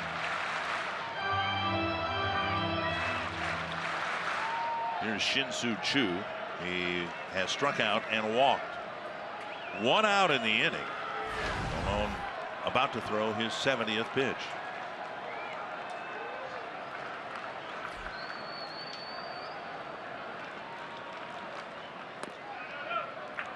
Pitches up, ball 1.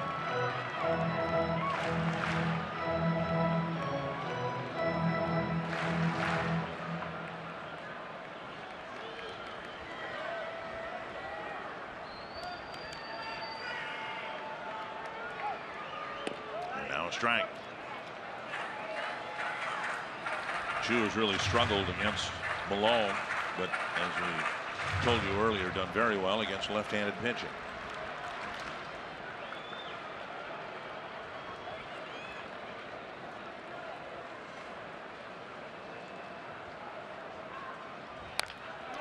Base hit right field. 4 straight hits for the Rangers. And now their best hitter, Ian Desmond. Tommy Malone pitched hitless ball first time through the order. Second time through the order. The Rangers went 4 for 8 with a walk, and now with Chu's single, the start of the 3rd time through the order. And that's been Tommy's issue throughout the season. Decreased effectiveness with more exposure through the lineup. Desmond reached on a Sano error and then hit a double. Fouled away, 1 strike. It's a double-edged sword for Tommy. The first time through the order, generally speaking, I've noticed hitters not very patient. They swing at a lot of low changeups. They'll break their bats on inside fastballs off the plate. They'll do some things that then the second time around they don't do. Inside 1-1. They start looking for balls in the middle of the plate that they can hit well, taking close pitches, and if Tommy's not exactly perfect, then ultimately he's going to be in the middle of the zone, and that's not good for him. Foul back into the seats, and it's 1-2. And then the other edge of that sword is that oftentimes in Tommy's second or third time in the order, for whatever reason, he loses his ability to stay out of the middle. Throws a lot of fastballs in the middle of the plate that get hit, and guys kind of ambush him. The opposing lineup kind of ambushes him real quickly on cookie fastballs. 1-2. That's a fair ball. Sano steps on the bag, throws a one-hopper to Vargas to end the inning. A ground ball double play, and a big one, with the Twins scoring 5 times in the top of the inning. It looked like the Rangers were going to put up a similar number, but then this, and it's 6-2.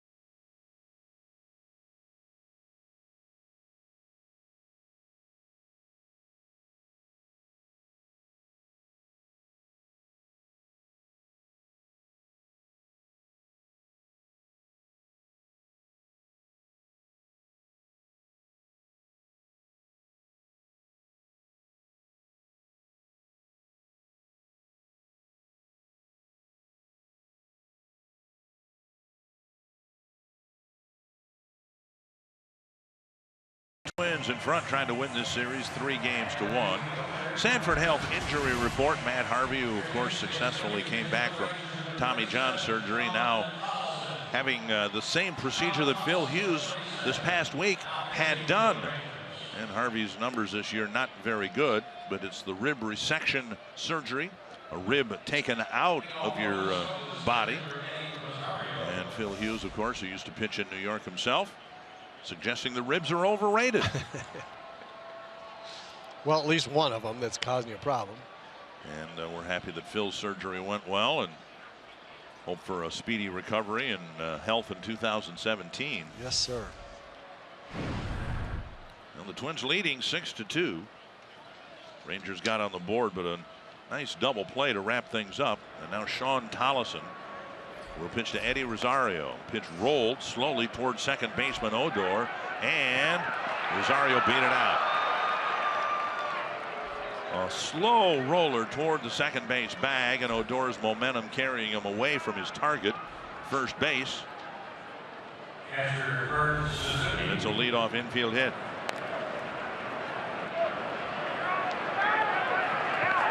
Rosario with a couple of real good hustle base running plays here. One to get into second base, only to be called out on replay, and then on infield hit.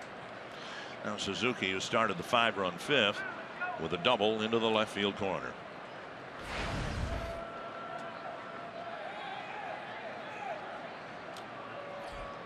Now the Twins bench, I think, calling for a balk. And home plate umpire Brian Knight, I think, saying that first base umpire Tony Randazzo had called time.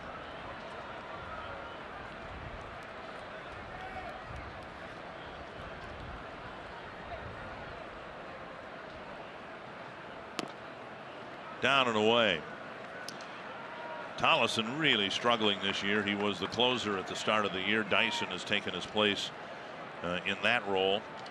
And I don't know what the Rangers can or will do with Tollison. The numbers are frightfully ineffective.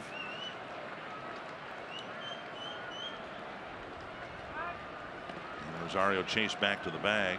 35 saves last year and an ERA just under 3. So he was a big part of a division-winning team. And I'm just looking at the numbers and not knowing the man or not having seen him pitch all year long.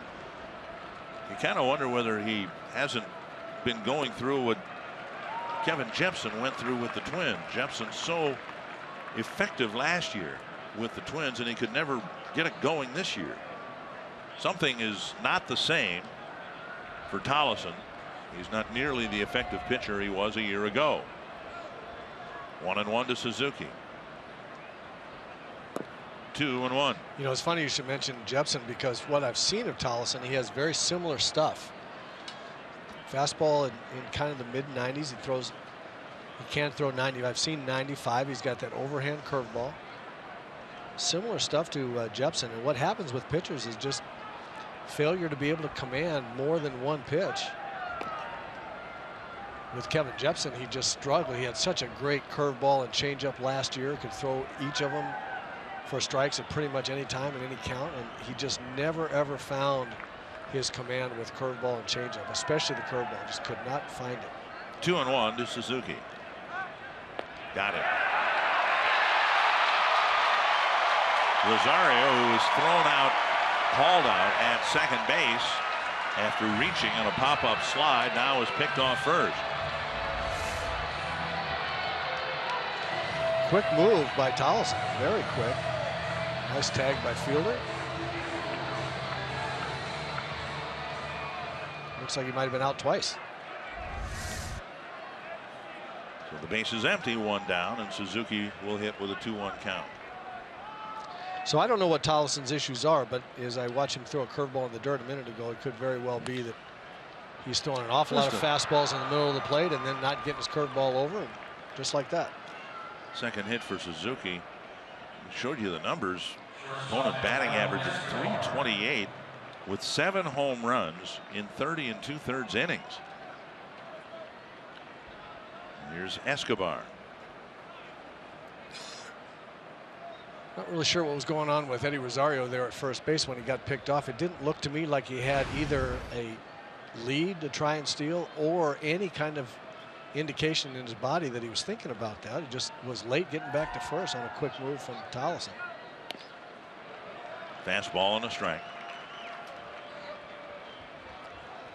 11 hits for the Twins. And there's one out in the sixth. The Twins have made 2 outs on the bases. Well, yes. They were called out. You're still in a bad mood over that at second base? I'm still in a bad mood about that replay. Checked his swing, and it's 1-1.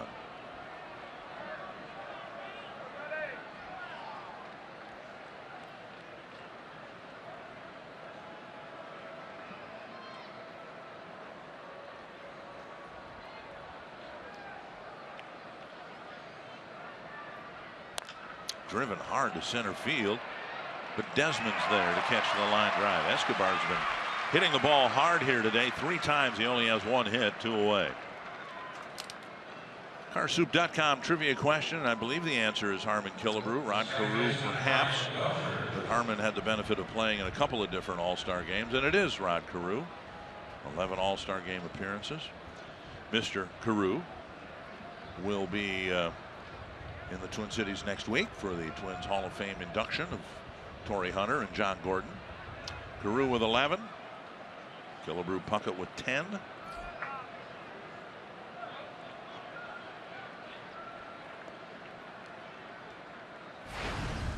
One and 0 to Brian Dozier. 0 for 3. Fly ball to right, fly ball to center, and a ground ball to third.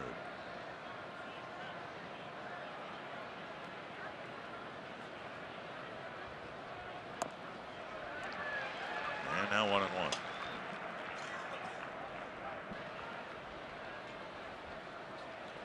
Mentioned it the other day. Dozier getting his first All-Star break in the last couple of years. Last year he was picked for. And then the year before he participated in the home run derby at Target Field. Obviously, Brian would rather have had the kind of first half that would get him to the All-Star game, but he's one guy in particular that I think could use the break. He's played a lot of games, second base. Swing and a miss. 2-2. The break won't be a bad thing for him. And now the break is longer than when you played. It used to be a 3-day break. Now it's 4, which I think is a great idea. Oh, it is a great especially idea for the players who are involved in any of the activities.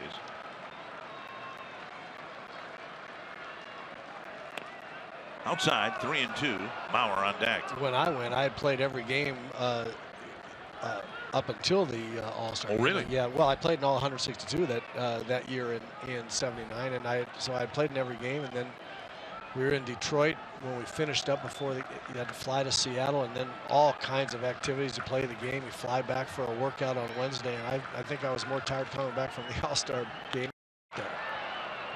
Suzuki takes off. Pitch popped up down the left field line, and with just enough room to make the catch, Rua ends the inning. The 6-2 Twins heading to the bottom of the 6th.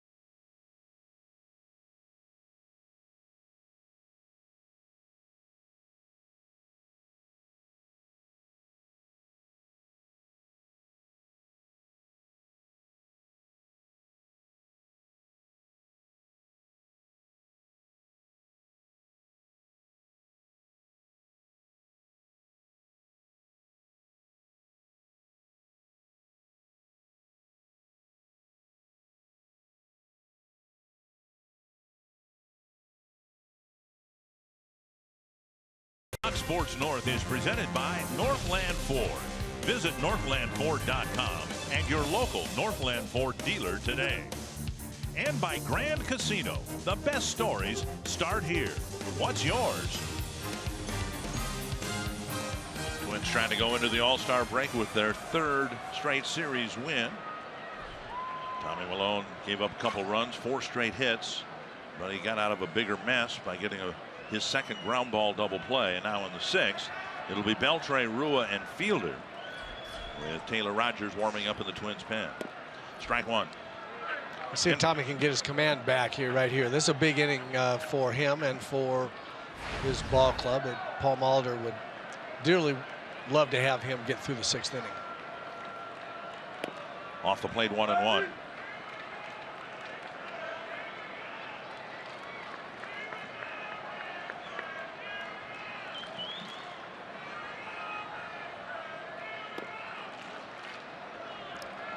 Just missed the inside corner, 2-1. Yeah, pretty good pitch. Tommy needs to come in there and get that for a strike, and just missed that time. Swing and a miss. Foul back rather, 2-2. That was a cutter right there that stayed high in the middle of the plate. Big swing by Beltre. He got the big end of the bat to it. He just missed it. And Beltre asked for time.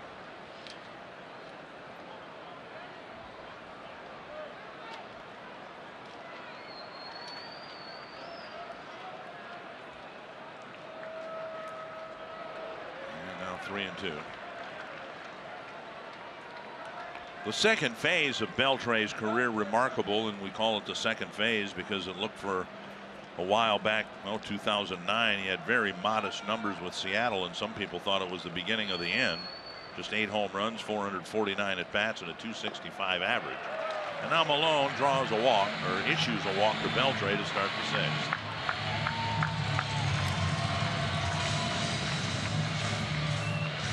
Beltre aboard, and now Rua. Suzuki to the mound.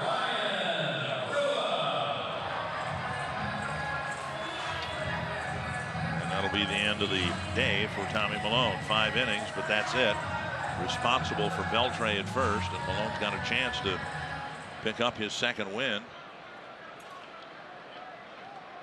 And he will leave, having pitched 5 innings and leaving the mound with a 6-2 lead.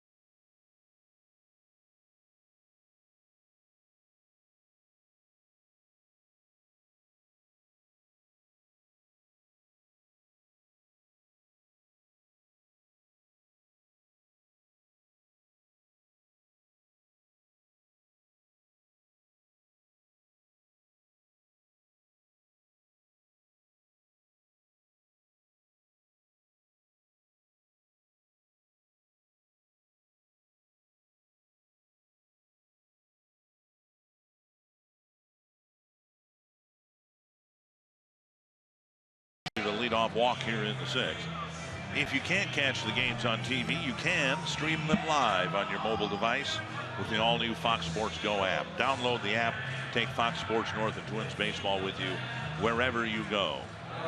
This didn't work out too well for the Twins. It was just a 1-run lead a couple nights ago, but they had to get to the bullpen to get all the outs after the 5th inning, and Ryan Presley had a difficult time in the 6th. Taylor Rogers hoping for a a better outing here in the 6th inning. Sent Malone out there to hopefully get one more inning out of him, but the leadoff walk put an end to that. And with Rua blistering left-handed pitching, it's another left-hander who comes in. Grounder to short. 6, 4, 3, and that's how you come in out of the bullpen. Throw one pitch, get 2 outs. Well, that's a huge out for Taylor Rogers. It really is. As you mentioned, Dick, Rua swinging the bat very well against left-handed pitching, and he throws a nice sinker down. Rua chops it into the ground. The boys turn it out there behind him, and threat nullified. That's it. Taylor Rogers in the game to pitch right here to Fielder and Profar coming up next. And the bonus was he got 2 outs with 1 pitch against a hitter that was really tearing up left-handed pitching. So very fortunate. Down and away, ball 1 to Prince Fielder with 2 gone in the 6th. And now a fastball off the plate. Rogers holding lefties to a 179 average, and right-handed batters hitting almost twice that against him.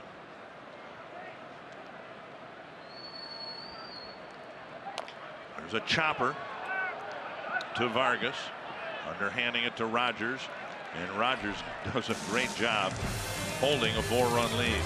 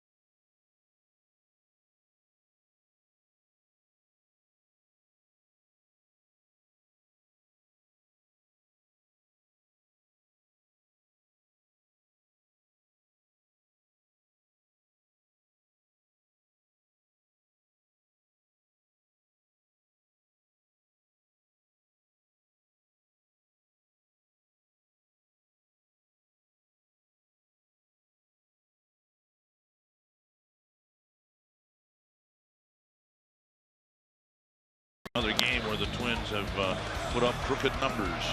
Crooked numbers. The young guys hitting the ball out of the ballpark. Kenny Vargas with a solo home run in the 4th. Max Kepler with a grand slam home run in the 5th. Put the Twins up 6-0. Tommy Malone was real good through 4 innings. Wobbled a bit in the 5th. Then walked the leadoff hitter in the 6th inning. Taylor Rogers came on, induced a ground ball double play, got out of the 6th. And that's where we are here as we head to the top of the 7th. 6-2 Twins. 3 ground ball double plays turned by the Twins. And now Mauer, who's got a couple of singles again here today. We're seeing more and more multi-hit games for Joe. And a big RBI single in the 5th. Twins got 5 runs that inning, 4 of them coming on the Kepler grand slam. But the Twins had 1st and 3rd, 1 away. And Mauer's single put them in front 2-0. Sano struck out. Kepler hit the home run. Now Tapper right side. Fielder leading the pitcher. Tollison 1 away. Put a little smoke behind that throw to first. That was not a lob. Well, actually, that's a good play. First of all, pitchers ought to be able to catch a ball that's thrown with some pace on it. And secondly, the pitchers want the ball in the glove as quickly as they can. They don't want the ball being lobbed over there have to worry about trying to see the ball and find the base at the same time. So fielder been around a long time, knows how to work that pitcher covering first play, that's for sure. Up and in to Sano, 0 for 3, 2 outfield flies and a strikeout.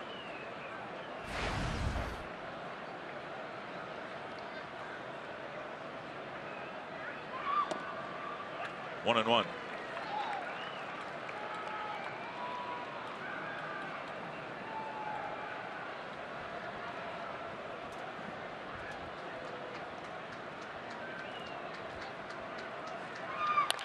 To left center field. On a line and very quickly to the wall. Sano to second with a 1-out double.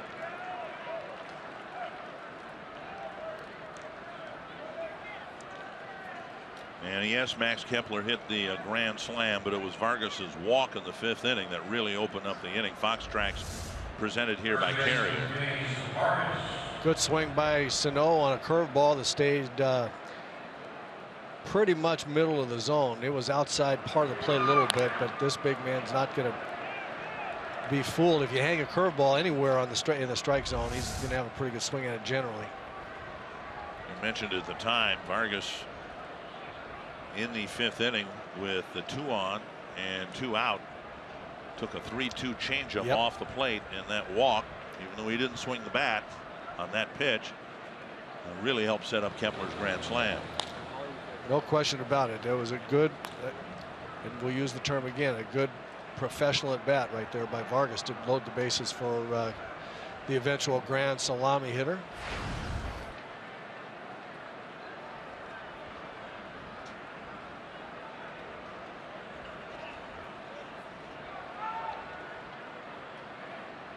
Vargas struck out looking in the 1st, hit a home run to center in the 4th, walked and scored in the 5th.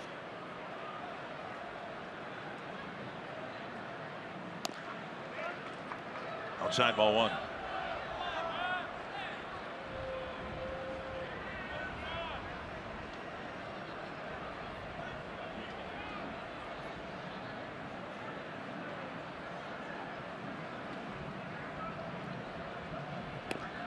And now a fastball and a strike.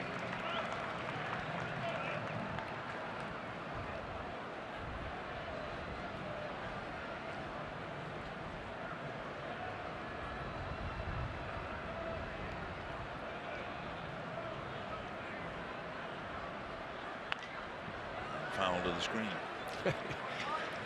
Just looking at some statistics up on the scoreboard about Kenny Vargas. Reminded me of your comment to me today as we came over to the ballpark. All of a sudden, the Twins has some very big men on this team. Yes. And they're out in the middle of the field right now, 2 of the biggest.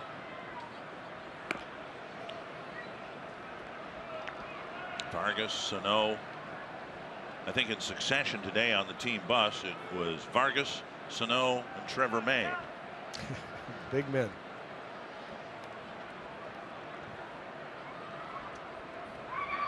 Outside. And if Vargas can do what he has shown the ability to do here in the short term since his recall, he might be here for a while. Taking pitches, drawing walks. The walk he drew his 4th against 2 strikeouts. And he takes another walk. So now 1st and 2nd for a guy who's starting to get some national attention, Max Kepler. We'll have a pitching change here before Kepler's at bat. The Twins threatening to add on some runs in the top of the 7th. Tollefson gave up 2 hits in the 6th, but didn't give up a run. Now with 1 out in the 7th, a double and a walk. Twins trying to add to a 6-2 lead.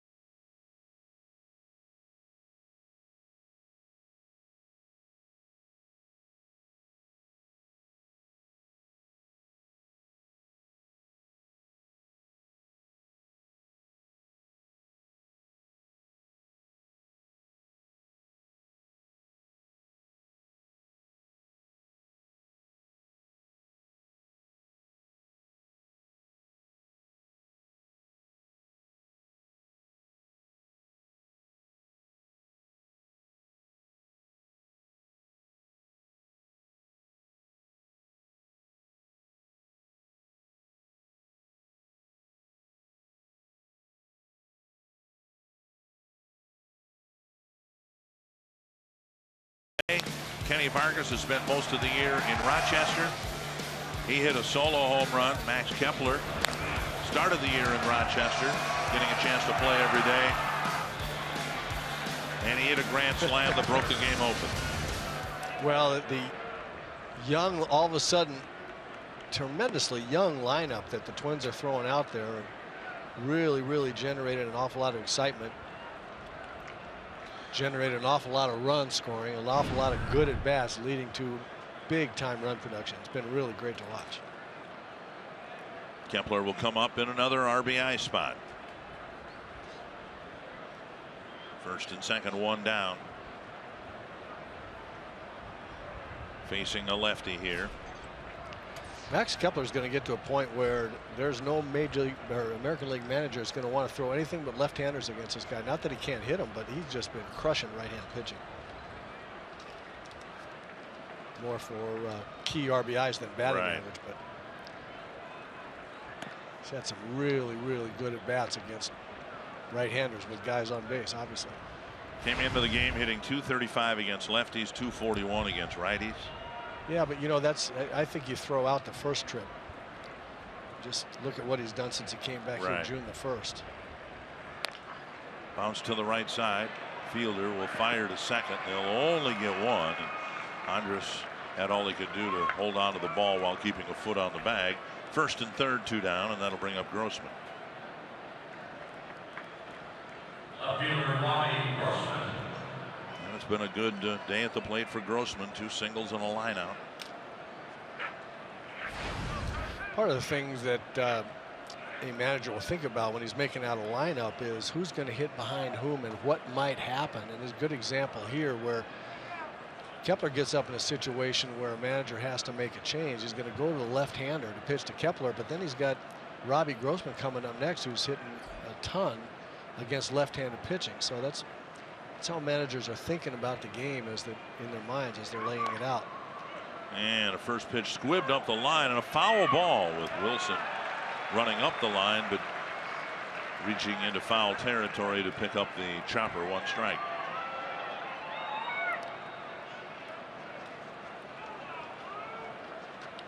Out of the break, the Twins will open up against the Indians, and of course the Indians, the team that Grossman was in spring training with, had an opt-out clause.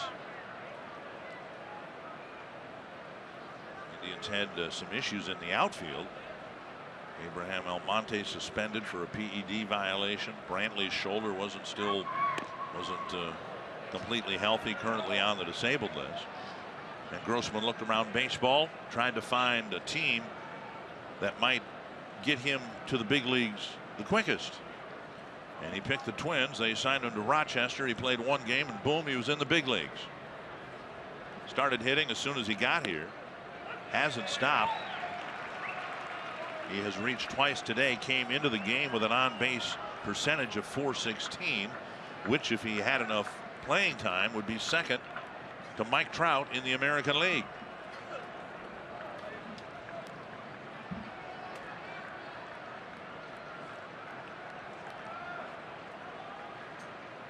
One and two.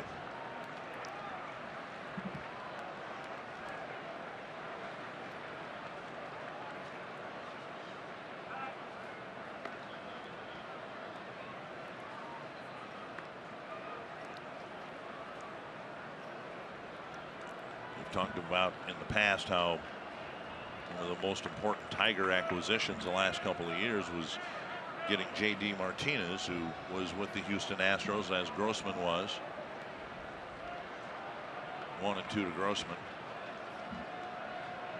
Grossman not that type of player, but still it might prove to be a really shrewd move by the Twins to pick up a guy who's got good baseball savvy, and he got his developmental at bats in another organization.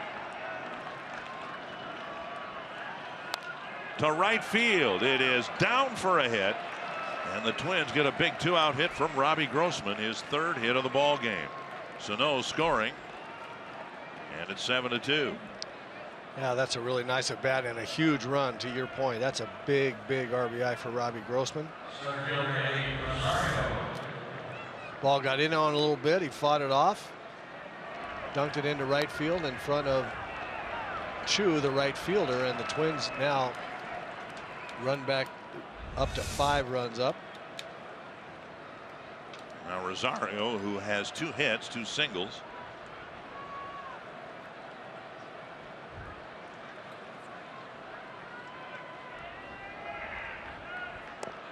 Ball 1. Some all-star news today. Jose Quintana will be going to the all-star game representing the Chicago White Sox, and he will replace Danny Salazar, the brilliant right-handed starter for the Indians, who's having some ongoing elbow issues. Indians doing very well. Second best record in the American League. One of their better young pitchers, Danny Salazar, feeling a little ouchy in the elbow. 2-0 to Rosario. 3-0.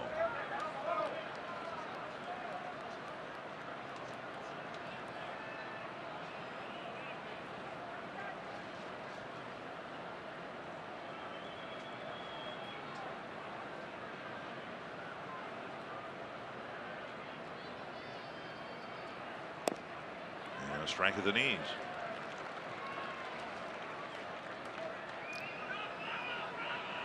I don't think we saw a streak in all the other times that Rosario and Vargas have been in the big leagues. I don't think we've seen a streak of takes by those 2 guys that of a duration that we've seen this time around.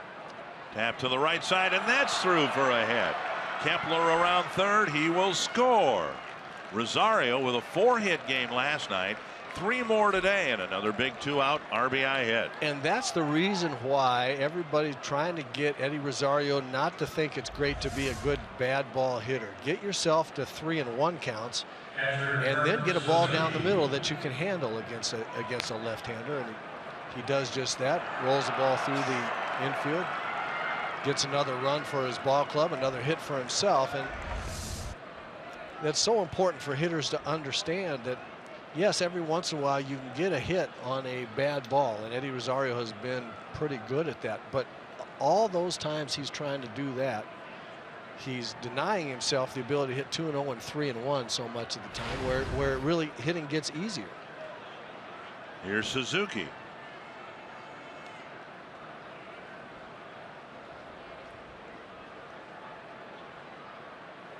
Of course, the frustrating question for Twins fans, I think, is where were those at bats in April and May? Well, like we were talking about, some guys they're not ready when they come up here the first time, and when they get sent back, then they work on the things that will ultimately get them to stay here. And that's the point I was going to go back to when you were bringing that up before. Why is it that so many players come up here but they're not ready? And the reason is because they get here first and foremost, they get rushed through the system on talent. They've got great talent. It's not nearly as difficult to hit in the minor leagues all the way through AAA as it is up here. And they get to the big leagues based on talent. But to stay in the big leagues, you have to be able to understand how the pitchers are going to pitch you and what your weaknesses are and what you're going to do about that. And that's why Nelson Cruz said to you in Seattle, it's the second year that's the tough one, because they make their adjustments. And for Rosario, for Vargas, that's what those guys have gone through. They got here because they were hot in the minor leagues, and they got here on talent. Word got around, weaknesses were exposed, pitchers started working on them, and they had to go down and say, okay, if that's what's going to happen, this is what I have to learn to do down here in AAA to get me back and get me to stay. Blasted to left center field. Suzuki drives one deep. It one-hops the wall. Grossman scoring. Rosario coming home. Throw to the plate, not in time.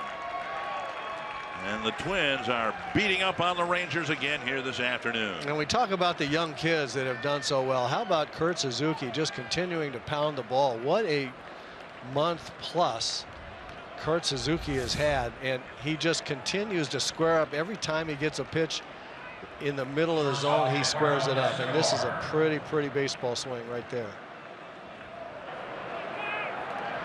Got lucky also because the ball didn't bounce out of the ballpark.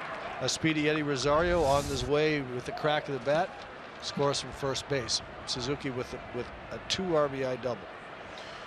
Mentioned in the open, the first game of the season series, the Rangers won it in extra innings 3-2. Since then, the Twins against the Rangers have scored 17 runs, 5, 10, 5, 8, and 10 again here today. And I know the All-Star break is coming up and all that. We might see a position player pitch against the Twins for the Rangers for the 3rd time in the last 2 weekends. 1-0 to Escobar. After Kepler's ground ball for the 2nd out, 3 straight RBI hits.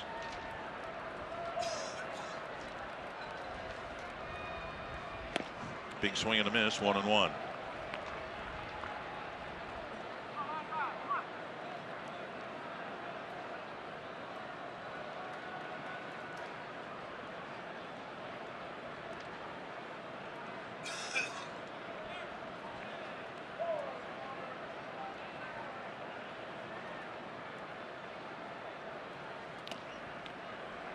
One and two, 10 runs, 15 hits. The Twins have made 2 outs on the bases.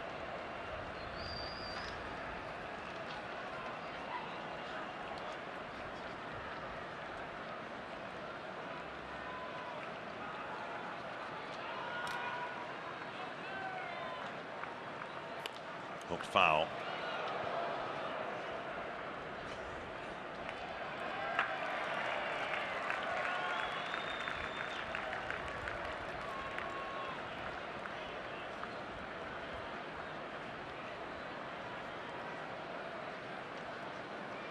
Escobar's hit the ball hard 3 times tonight, lining out twice and hitting a single into the right field corner. And another foul ball.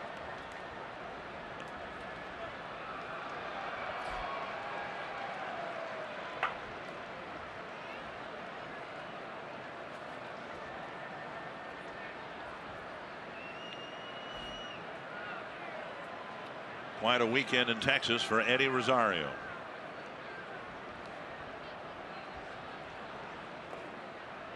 And now 2-2.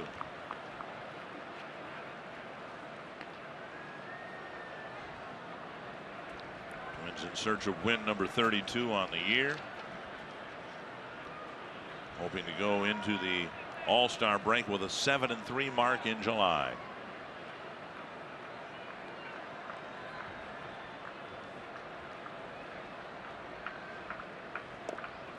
And now 3-2, Dozier on deck.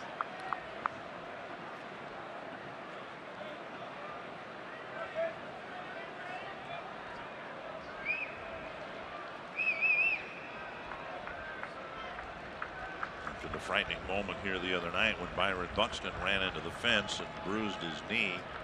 Twins were hoping for a couple of games where they wouldn't need him to essentially extend his All-Star break. Here's a high fly to deep left field. Escobar goes deep. And the route continues. Escobar hitting the ball hard 4 times here this afternoon. And the Twins have in this afternoon's game a 5-run inning and now at least 6 in the 7th. Tim Lauder was talking about the timing of the All-Star break and how it's good to give guys a break as we watch Escobar put a charge in that one deep in the left field. And the truth of the matter is, I think the Twins think this is an awful time for the break. Hitting the ball like this up and down the lineup. Boy, you don't want any off days, especially maybe not 4. Hopefully they can rest up and come back having the kind of at bats that they're having up and down the lineup when the second half of the season starts. 12 runs, 16 hits. And Dozier hoping to join the hit parade. He's 0 for 4. To right center field and deep. This one's back and gone. A home run for Brian Dozier.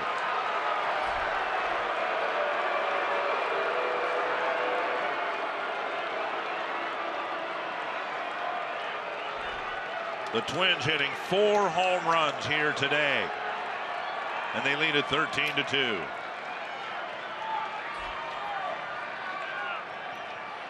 Well, a great swing by Brian, and once again, I love the fact that he hit this ball to right center, looking up and out over the plate, the upper perimeter of the strike zone. Brian does not try to pull it, hits back through the ball. The result's a home run to the opposite field, and I hope makes a big impression on him, how successful he can be over there. And finally, the inning ends. 10 men bat. And the Twins score 7 times. And they've busted it open officially, leading 13-2. And for the final time before the All-Star break, we're happy to bring you God Bless America. Behind home plate, and welcome Robert Brigance. In honor of the veterans who have served our country and the servicemen and women who are currently stationed at home and around the world, Robert will now perform God Bless America. God bless America, land that I love. Stand beside her and guide her through the night with the light from above. From the mountains to the prairies, to the oceans white with foam. God bless America, my home, sweet home. God bless America, my home, sweet home.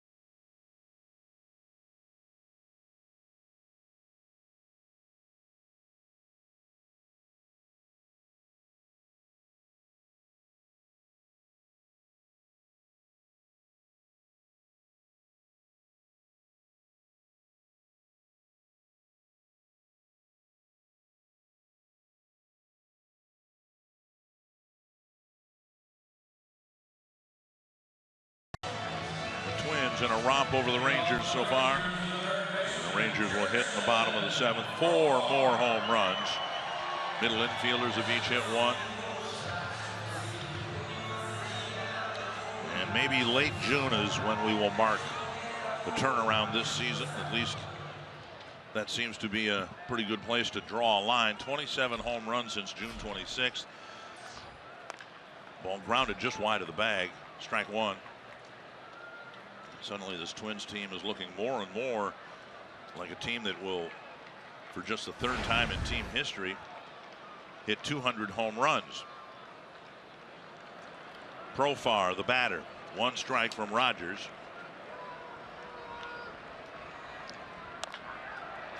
And a liner to left. Rogers gives up a leadoff single here in the 7th. Well, there's a lot of season left, and there's a lot of good pitching ahead that the Twins will be facing. Better pitching than what they've seen in 7 games against the Rangers. But as I said earlier, I'm encouraged by just the nature of the at-bats, the way Twins hitters are taking pitches, the way they're being patient enough to get balls that they can handle, and then hitting them when they get them. So, I mean, it takes both. It's one thing to get a good pitch and another thing not to miss it. So, very encouraging, very positive, a lot of talent among all of these youngsters. I think the best part about it is the kind of at-bats they're taking. Odor with a single and a run scored his last time up. He just took strike one from Rogers. If you just watched the last 2 weekends and you hadn't looked at the standings, you would think the Twins have the best record in the American League and the Rangers have the worst record in the American League. And it's sad to say that's not the case. But I will say this. I mean, the Rangers have something to play for that the Twins don't. I'm not so sure. As crazy as this may sound, I'm not so sure the Rangers don't have more serious issues going into the break than the Twins do. That doesn't mean that the Rangers aren't going to have a better record than the Twins in the second half, but they got something wrong here that they need to fix. Odor strikes out, one away. They're not going to even get to the playoffs unless they get some help for this pitching staff. Well, do you think that you would have thought that this statement would be made that I'm going to make? But I think Jeff Bannister would trade starting rotations even up right now. Well, the Twins have handled Cole Hamels twice. The Texas obviously, right. Obviously, you're just not going to, just get rid of Cole Hamels. I mean, he's a terrific pitcher. He's an all-star pitcher. But for a 5-person trip through a starting rotation to give your team a chance to win, the Twins starting pitchers are miles ahead right now of the Rangers starting staff. Unless the Rangers dramatically, miraculously come back and win this game, you're looking at a season series where the Rangers won just 2 games, each by 1 run, one of those in extra innings. And the romps for the Twins, 17-5, 10-1, and whatever this ends up being here today.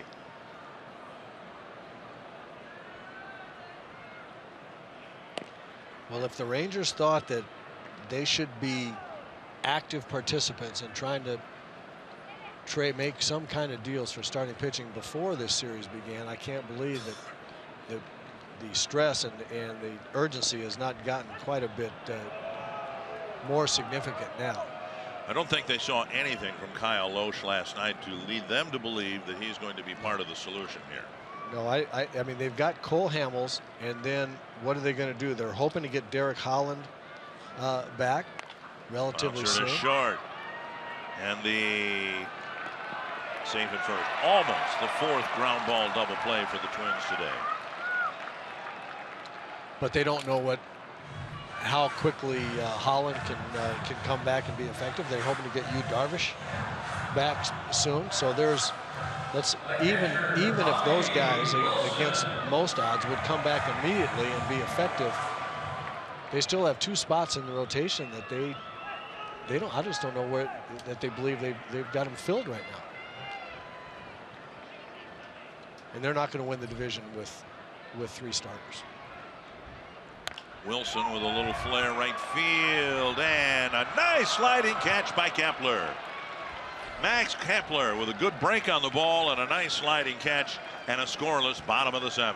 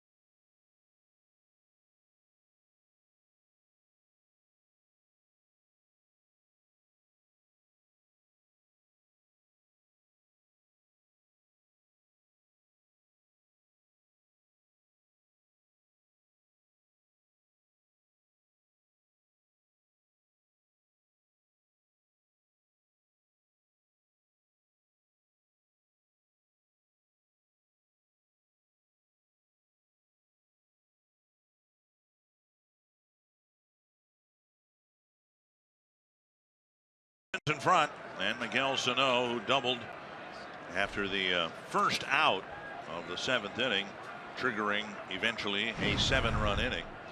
And Alex Claudio, who pitched yesterday, will come in to pitch to the Twins in the top of the 8th.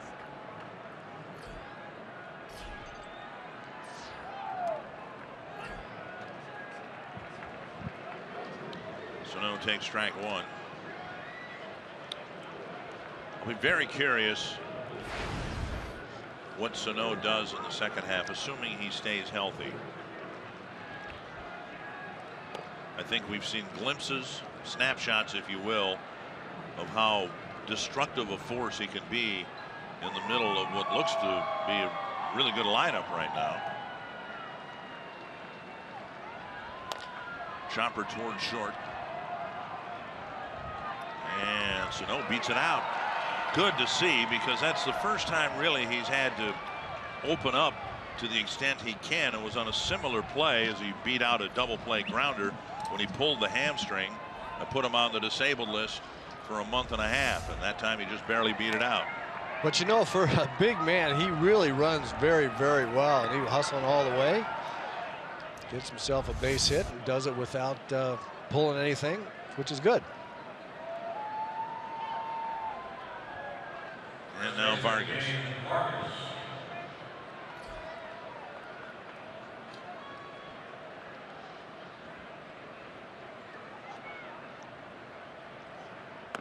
Up high, ball 1. Vargas has reached 3 straight times, last 2 times via walk. He started the scoring in the 4th inning with a 1-out home run to center field. And again, just 8 hits. Well, not just 8 hits. He's got 8 hits. That's good. But they've all been for extra bases. There's a lot. 8 hits is a lot in a short period of time. And it's 1 for 2. A lot of extra base hits. Yeah, 8 hits in 17 at bats. So no, I didn't mean to diminish the fact that's that not just. That's not just. 18 hits for the Twins today so far. Check swing. But here's what I really like about Vargas. Now, this is very, very important. I still think he has the same holes in that there are certain pitches that are always going to give him trouble. I look at his swing, and I don't see certain pitches ever being able to be hit consistently with that swing. But that's the case with almost everybody in the big leagues. Nobody hits everything well. The mechanics just don't work that way. What I have seen from Vargas, he didn't go down to AAA and fix holes in his swing. He started taking pitches and being patient enough not to swing at the pitches he can't hit, and then to have really good swings at pitches that he can. And that is a big deal. Because you really only have, as we look at the defensive substitutions for the Rangers, a whole new left side. And Claudio on the mound. 3rd straight walk now for Vargas. And there's a perfect example of what I'm talking about. There's no way that he walks 3 times in a game taking some of the pitches he has taken today and in earlier games. No way. Saturday, July 16th, next Saturday, the championship breakfast celebrating the Twins Hall of Fame. The breakfast will feature a retrospective program featuring 2016 inductees Torrey Hunter and John Gordon, as well as other Twins Hall of Fame members, autographs, photos, and more. It will benefit the Twins Community Fund, supporting youth baseball and softball throughout Twins territory. Go to twinsbaseball.com/breakfast for more info. And now here's Kepler. Just 1 hit on the day, but boy, was it a big one, a grand slam. We talked earlier about how it's rare for a player to come up from the minor leagues and stay, not have to go back. And then within that, even rarer is a player. Could be a double play grounder, now juggled by Odor, and an errant throw. And the Twins will get another run on Odor's, well, maybe 2 errors for the bobble and then the throwaway. Twins get another run. There'll be runners at 1st and 3rd with nobody out. So no scoring on the play.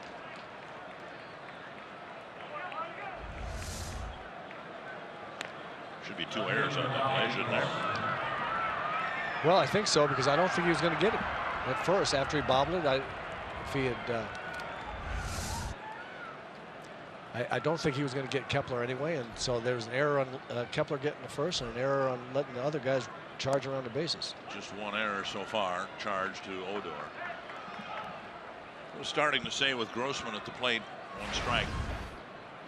Even Rare is the player that seems to be a better major league hitter than he ever was in the minor leagues, and at least in the power department, I think we're seeing that from Kepler. He already has, with his grand slam today, 8 home runs. And of course, he's only been here a couple months.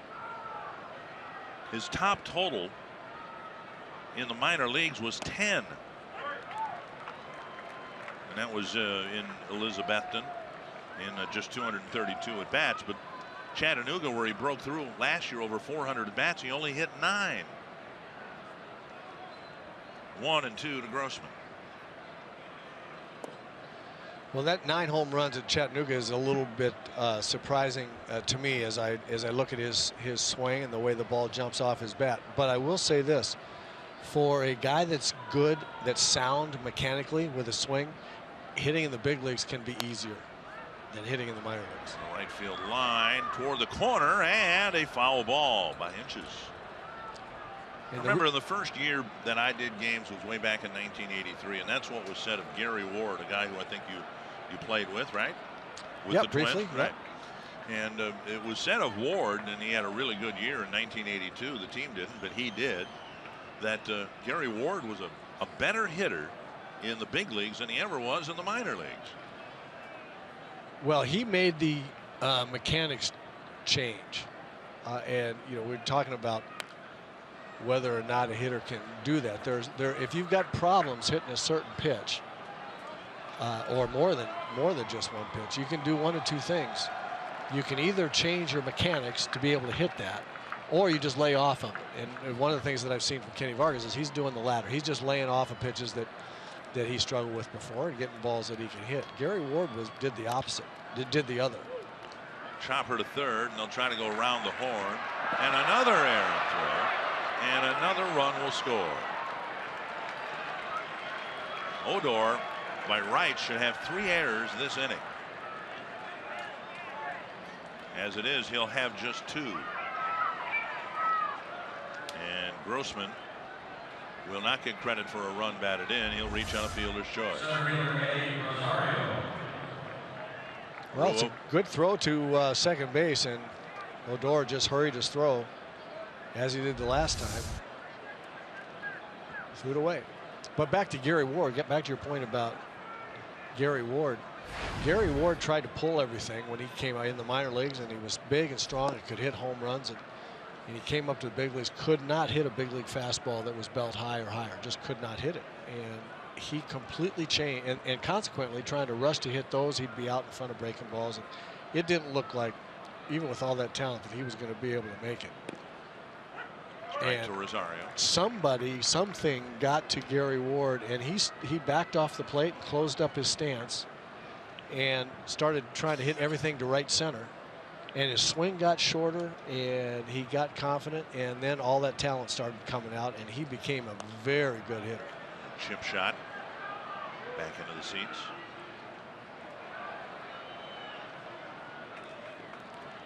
So again, talent can get you here, but what's going to keep you here? What do you have to do to stay here?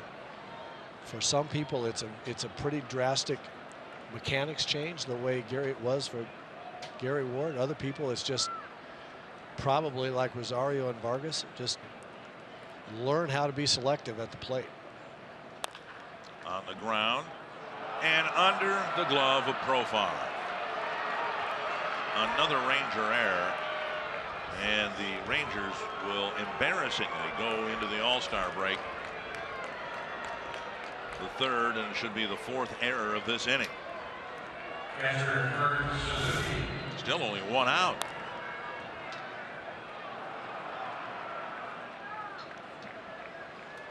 And Doug Brocail coming to the mound.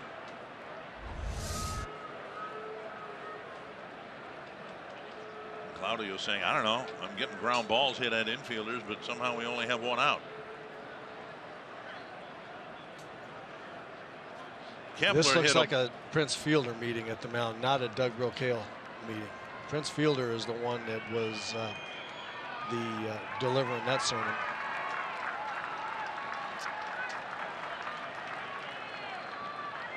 Three errors this inning by the Rangers, and again in my book there is a fourth.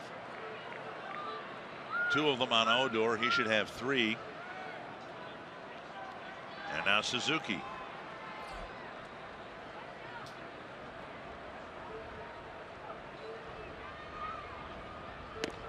Fastball and a strike.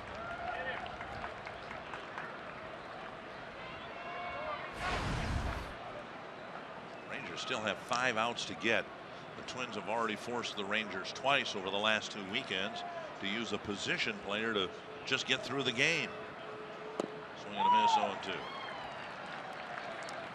And the one really good thing for Texas manager Jeff Bannister is that he's got his pitching staff is going to have bullpen is going to have 4 days off after today. So I don't think we're going to see a position player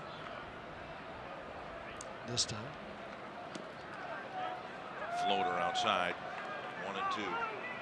He had to be careful early in the series, and burning Right, out the bullpen with games left to go. But now he's got nothing going on for 4 days, and I imagine that after the way the Rangers have played today, he's not going to add insult to injury and throw a position player out there.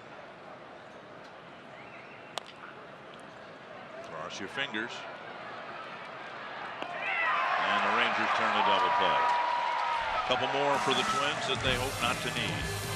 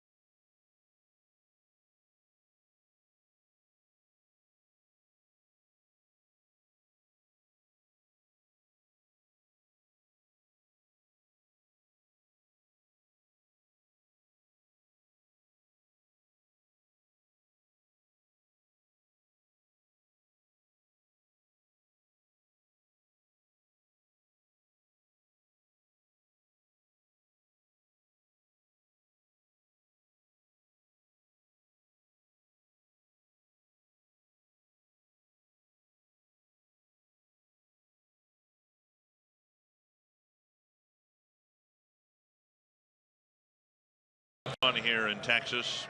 Kind of a harsh situation last night with a game starting at 9:15 and pretty quick turnaround for a day game the next day. But then you look up on the board and the Twins are romping over the Rangers. Neil Ramirez in to pitch, Danny Santana in to play second.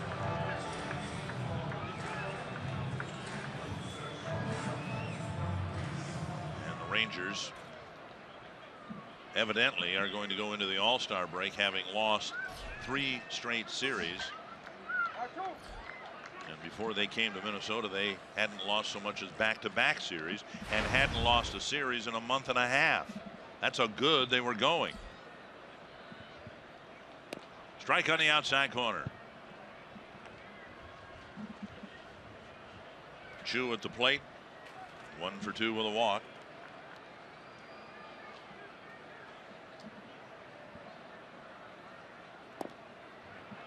And now 1-1. You know, I think there was a nuance to Ranger manager Jeff Bannister's comment that you referred to earlier, Dick, about the Twins lineup being full of disciplined hitters, which after having seen the first 2 months, you know, it's great to hear an opposing manager say that. You wouldn't have thought that a month and a half ago. But I think the nuance to that was a message delivered to his own club, because not only have the Rangers not pitched well, but they have really had some not very competitive at bats in big situations, which could have turned the game, could have made games much more competitive, much closer, and maybe even won them some games, because they've been hitting the ball really, really well. Coming into Minnesota, you mentioned they were really hot. They were winning a lot of games. They still were doing it primarily with offense, but their offense hasn't helped them here in this series, and not just because. I mean, there's a reason why they haven't scored as many runs. I can think of, in each of the games that they've lost, I can think of some key at bats where guys really weren't anywhere close to being as disciplined as, let's say, the Twins have been this whole series. 3-2 to the leadoff man here in the 8th inning. And a leadoff walk to Chu. Believe it or not, that was on my mental Rolodex of things to ask him about. And I will do that here after this important message. An invitation to join us for Wine, Women, and Baseball. Special ticket package includes a Twins stemless wine glass and a pregame hospitality event at Lowe's Minneapolis Hotel. A limited number of ticket packages remain for the July 27th and August 12th events. Learn more at twinsbaseball.com/WWB or call 800-33-TWINS. This might be a bit of a stretch, but you know, for most of the last 6 years, we've experienced firsthand extended stretches where the Twins starting pitching hasn't been very good. And for most of that time, ball 1 now ball 2, we've also seen some ineffective at bats. And as much as you try to separate parts of the game, it almost has appeared to me that the Rangers through the last 2 weekends, and it was probably the same case in Boston, the weariness on the roster of having one short start after another. Here's a fly to deep center, and going back is Rosario for the catch, 1 away. Game after game, 3 2/3 innings, 4 innings, maybe 4 1/3. Whether it should or it shouldn't, can it impact the quality of at bats from your hitters? I suppose it can, but remember that the Texas Rangers have some young guys in their lineup too. Mazara, Odor, Profar, and those 3 guys have been 3 of the guys that have not had the best of at bats in some key situations, and it really shouldn't affect other parts of the team, but I can't believe that it doesn't a little bit, because the converse is true. If you're playing really, really good defense and pitching crisp baseball, then you tend to play better everywhere else. You tend to hit better. 1-1 to Beltre. Lopsided game. End of a long stretch. The Rangers playing 38 games in 39 days, a streak that ends today. And there's Beltre with some other players being taken out of the lineup. Beltre is still in it. Of course, he's the designated hitter.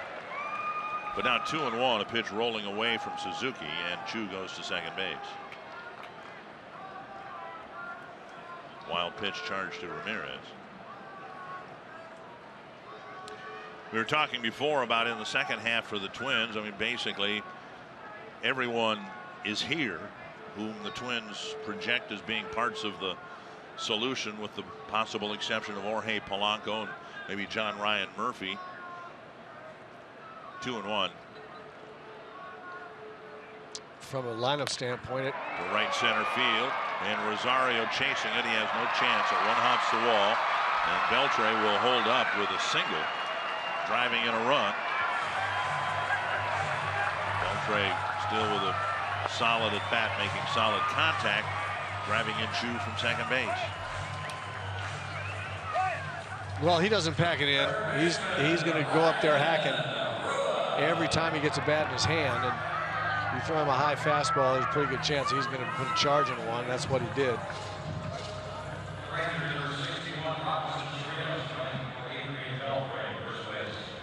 But you're right, certainly from the Twins standpoint, from a lineup, from an everyday player standpoint, most of with the exception of Polanco, most everybody we've heard about for a while here. Still some young pitchers that are not here yet. That's where I was headed, and one of them is pitching tonight in the Futures game. We assume he'll get in. JT Chargois, who came up for one game, pitched one inning, and was sent back. I would expect we'll see him in the second half. But then Jose Barrios, who's really been pitching well for AAA. I would expect that in the second half we might see him get up here and get a series of starts, at least, depending, of course, on how he does.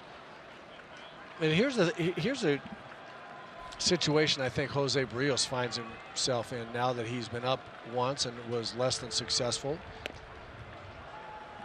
What we saw was really good stuff, in my opinion. 95-mile-an-hour fastball, one that's straight, one that moves, good breaking ball, changeup, good changeup, but not really command of the strike zone with those pitches. And in big leagues, he suffered the results of not being able to throw enough strikes. And when he did throw strikes, he threw them down the middle. And so I think the Twins are not looking at his record now, not looking at the fact that he's had 3 or 4 or 5 great starts in a row in terms of innings pitched and wins. Right. I think they're looking at, is he throwing the ball where he's trying to throw it with the fastball? And is he throwing the ball where he's trying to throw it with the curveball and with the changeup? Fouled away by Fielder. Because if he's not, the results aren't going to be different when he gets back up here. Now today we saw Tommy Milone give the Twins 5 innings, but then that was it. And Terry Ryan has said that he is open for business for the balance of this month. And Fielder swings and misses. A strikeout ends the inning. The Rangers get one back in the bottom of the 8th.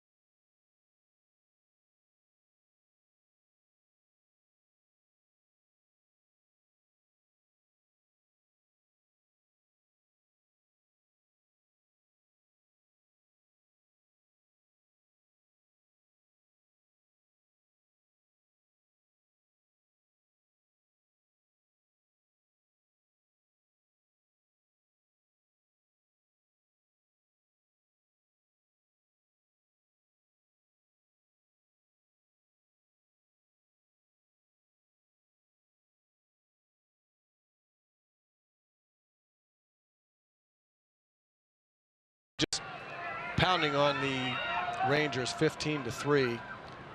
It's been a good ball game to end the first half of the season, going to the All-Star break all the way around. Guys hitting up and down the lineup. That man right there, Tom Brunansky, deserves a boatload of credit for the job he's done with these young hitters.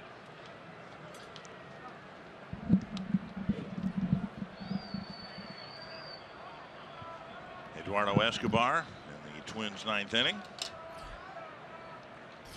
2-run home run his last time up. He's hit the ball hard 4 times today. Just think how what we've seen from the Twins in the last week and a half has changed things for the manager. Going through most of the first half trying to find some combination of a lineup that would produce 3-4 runs. Here's Escobar tapping at foul. And now for Paul Molitor, the luxury of some players getting nicked up. Escobar with a hamstring injury, and he had to go through a workout and basically talk himself off the disabled list, and then he didn't play for a couple of days. But Paul had the luxury of letting him sit because Nunez and everybody else was handling things just fine in the infield, so Escobar could have a couple of extra days.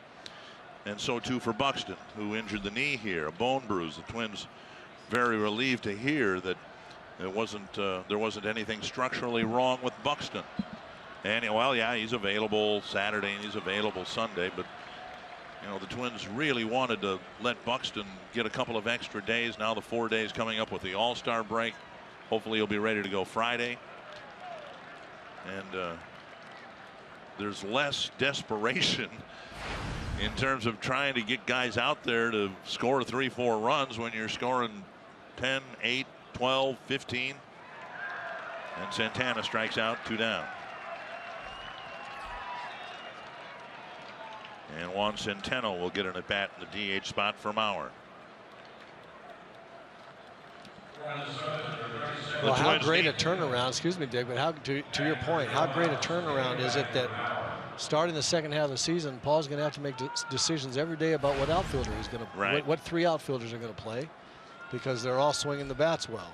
And can't really hide one in the DH spot the way Vargas is swinging the bat right now. Right. I mean, you've got every place you look now, and it doesn't mean this is going to be they're going to slug over 500, you know, for the whole second half of the season, and then every one of these young kids none of these young kids is going to experience any tough streaks, because they will. I guarantee you, each one of them is going to go through a streak where they're saying, "What the heck is going on here? I'm not used to this," because it's the big leagues. But you're right. There are glimpses now of having depth and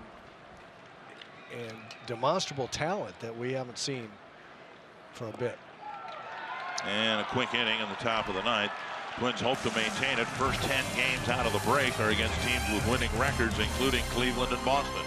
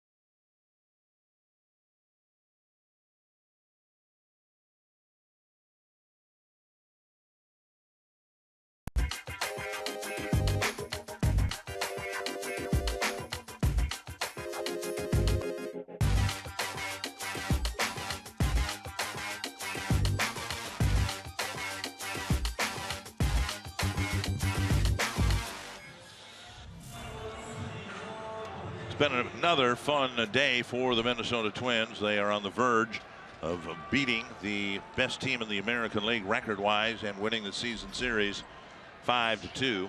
Neil Ramirez out there to try to make quick work of the Rangers in the ninth. Profar, the batter. Swing and a miss.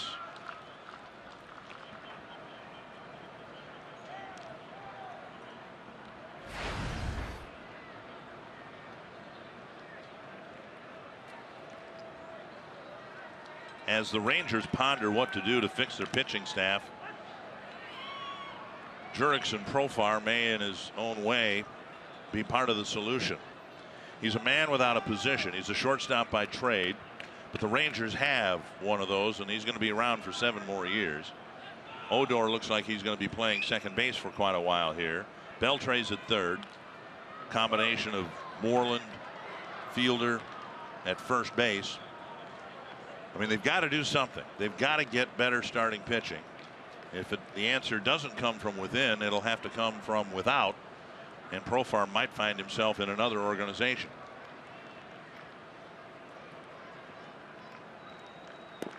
I think that will be an indication of how desperate the Rangers are, because I think they would be very reluctant to get rid of this young man.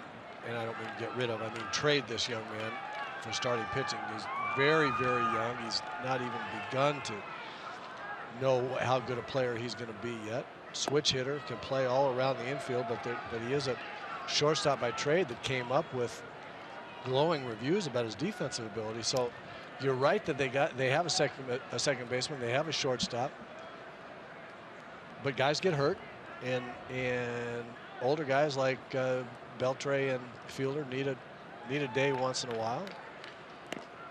What a valuable guy to have. Good hitter, switch hitter, runs well, you know, all those things that you just kind of hate to give up on. So we'll see how desperate they are, because you're right. I think he's would be one of the targets by another organization willing to give up some pitching for somebody of this kind of upside. And great power on the left side of the plate, and he drops one into off the facing of the second deck. His 4th home run of the year on a 3-2 pitch.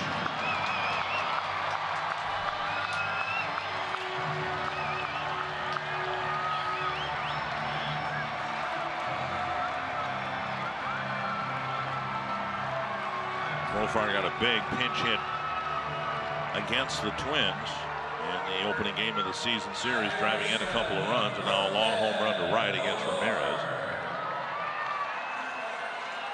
Yeah, he can hit. I think this guy's going to be a player. So that's why I say it will be an indication of the Rangers' desperation for starting pitching.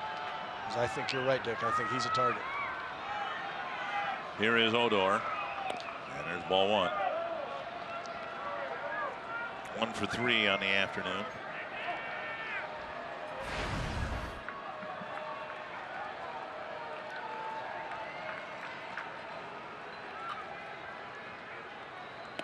Could imagine, I suppose, the Rangers thinking, okay, well, maybe we can sell high on Odor.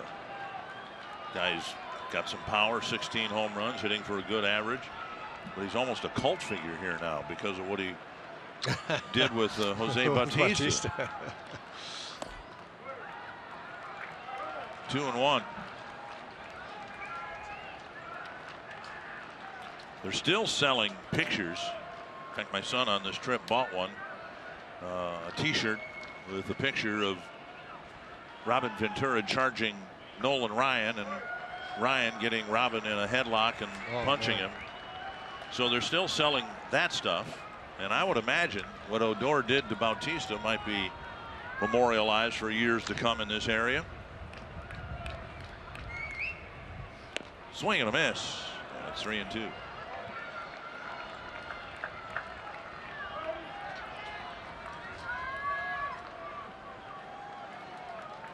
Sano shifts to the right side, even with an 11-run lead.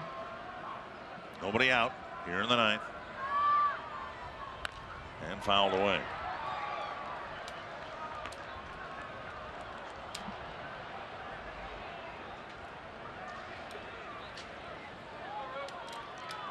Well, if you're going to shift, then you have to shift. It doesn't matter what, you know. I mean, if that's where you think the guy's going to hit the ball, then run on over there and stand in front of it.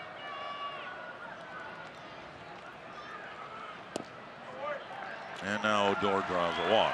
Ramirez struggled with his control in his first inning of work in the 8th. I mentioned what's next, brought to you by CenturyLink. We mentioned out of the break the Twins have 10 games against teams with winning records Indians right behind the Rangers in terms of overall record. They'll be at Target Field Friday, Saturday, Sunday. Then the Twins go on the road to take on the Tigers. They've played better baseball as of late. And then the Boston Red Sox will host the Twins in a 4-game series at Fenway Park.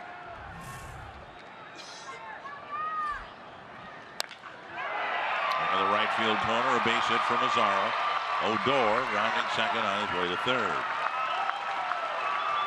Well, Ramirez had a rough time out here the other day and simply asked to get some outs here as expediently as possible.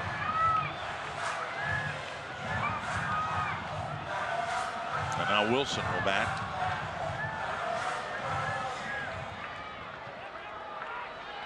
Twins don't want to fire up anybody in the bullpen.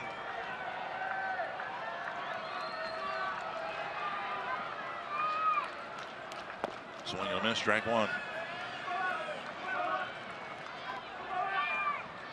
Some players and coaches, of course, will fly from here wherever home is. Most will fly back to Minnesota after the game. Jack to swing. Nope, 1-on-1.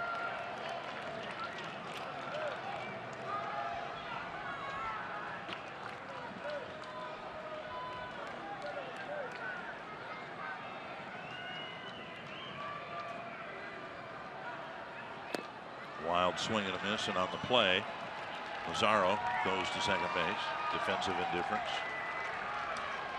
And Suzuki will make sure that he and Ramirez are on the same page. Runner on second, they go through a series of signs. It'll either be the first sign or the second sign or the first sign after some kind of an indicator, or first sign you see after I put down a 2. There's all kinds of ways that a catcher will wigwag a sign out to the pitcher, but it's important that everybody's on the same page. Shortstop and second baseman need to know it too, or should. 2-2 to Wilson.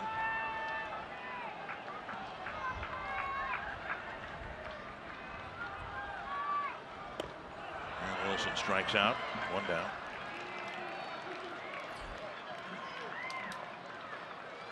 They'll bring up Shin-Soo Choo.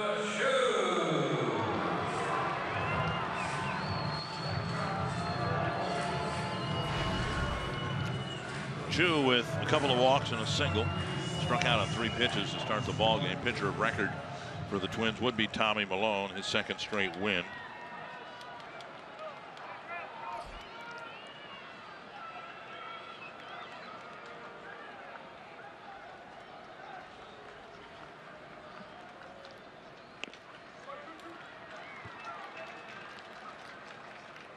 One and 0.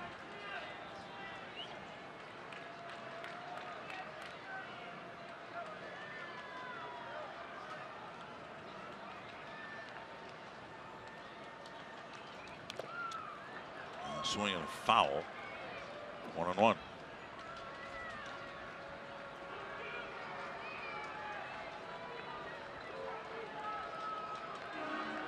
Twins have 16 games left in July after the All-Star break.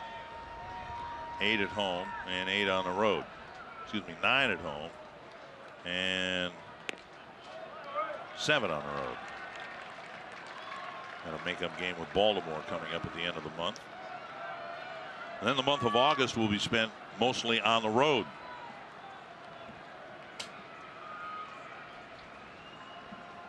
Two and 1. 3 and 1. 18 hits today. The Twins team batting average has jumped up a couple of points to 253. League average is 260. But again, 4 more home runs for the Twins today. And now 3 and 2. 44 pitches for Ramirez, 24 strikes, a couple of walks, 3 hits, and so far 2 runs.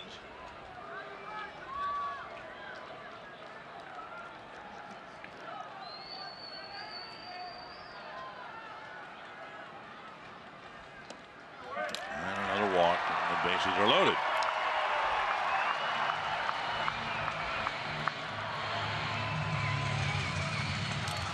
Now the Twins have somebody warming up in the bullpen with Neil Allen making a trip to the mound that he hoped not to have to make. Looks like Michael Tonkin's getting loose.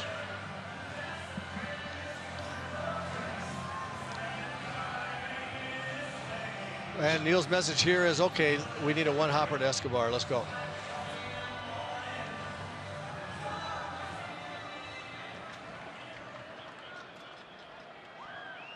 Joe Ramirez will face Desmond. Hit a fly ball.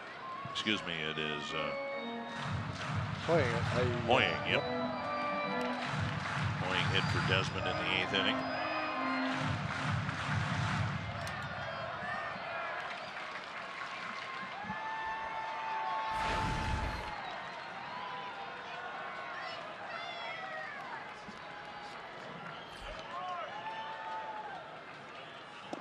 Swing and a miss. 1 strike.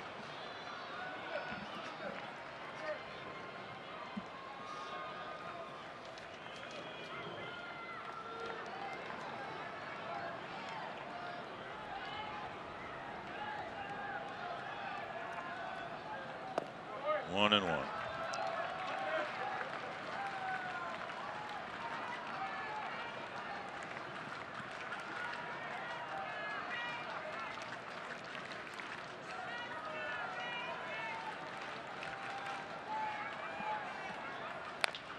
Bouncer to first. Oh, what a good play. And Vargas does a pirouette. And then a smart play. And then a smart play.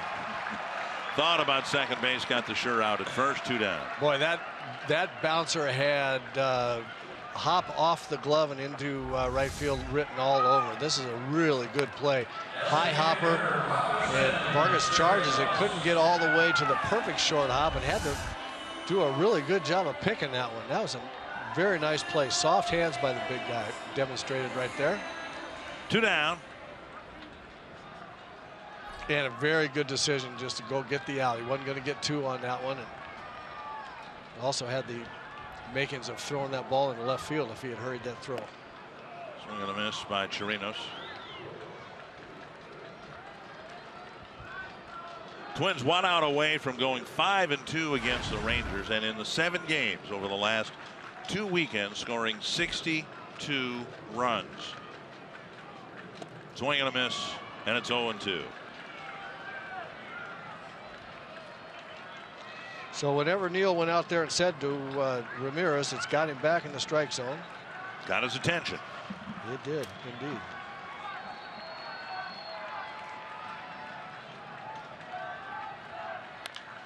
Big pop-up left side.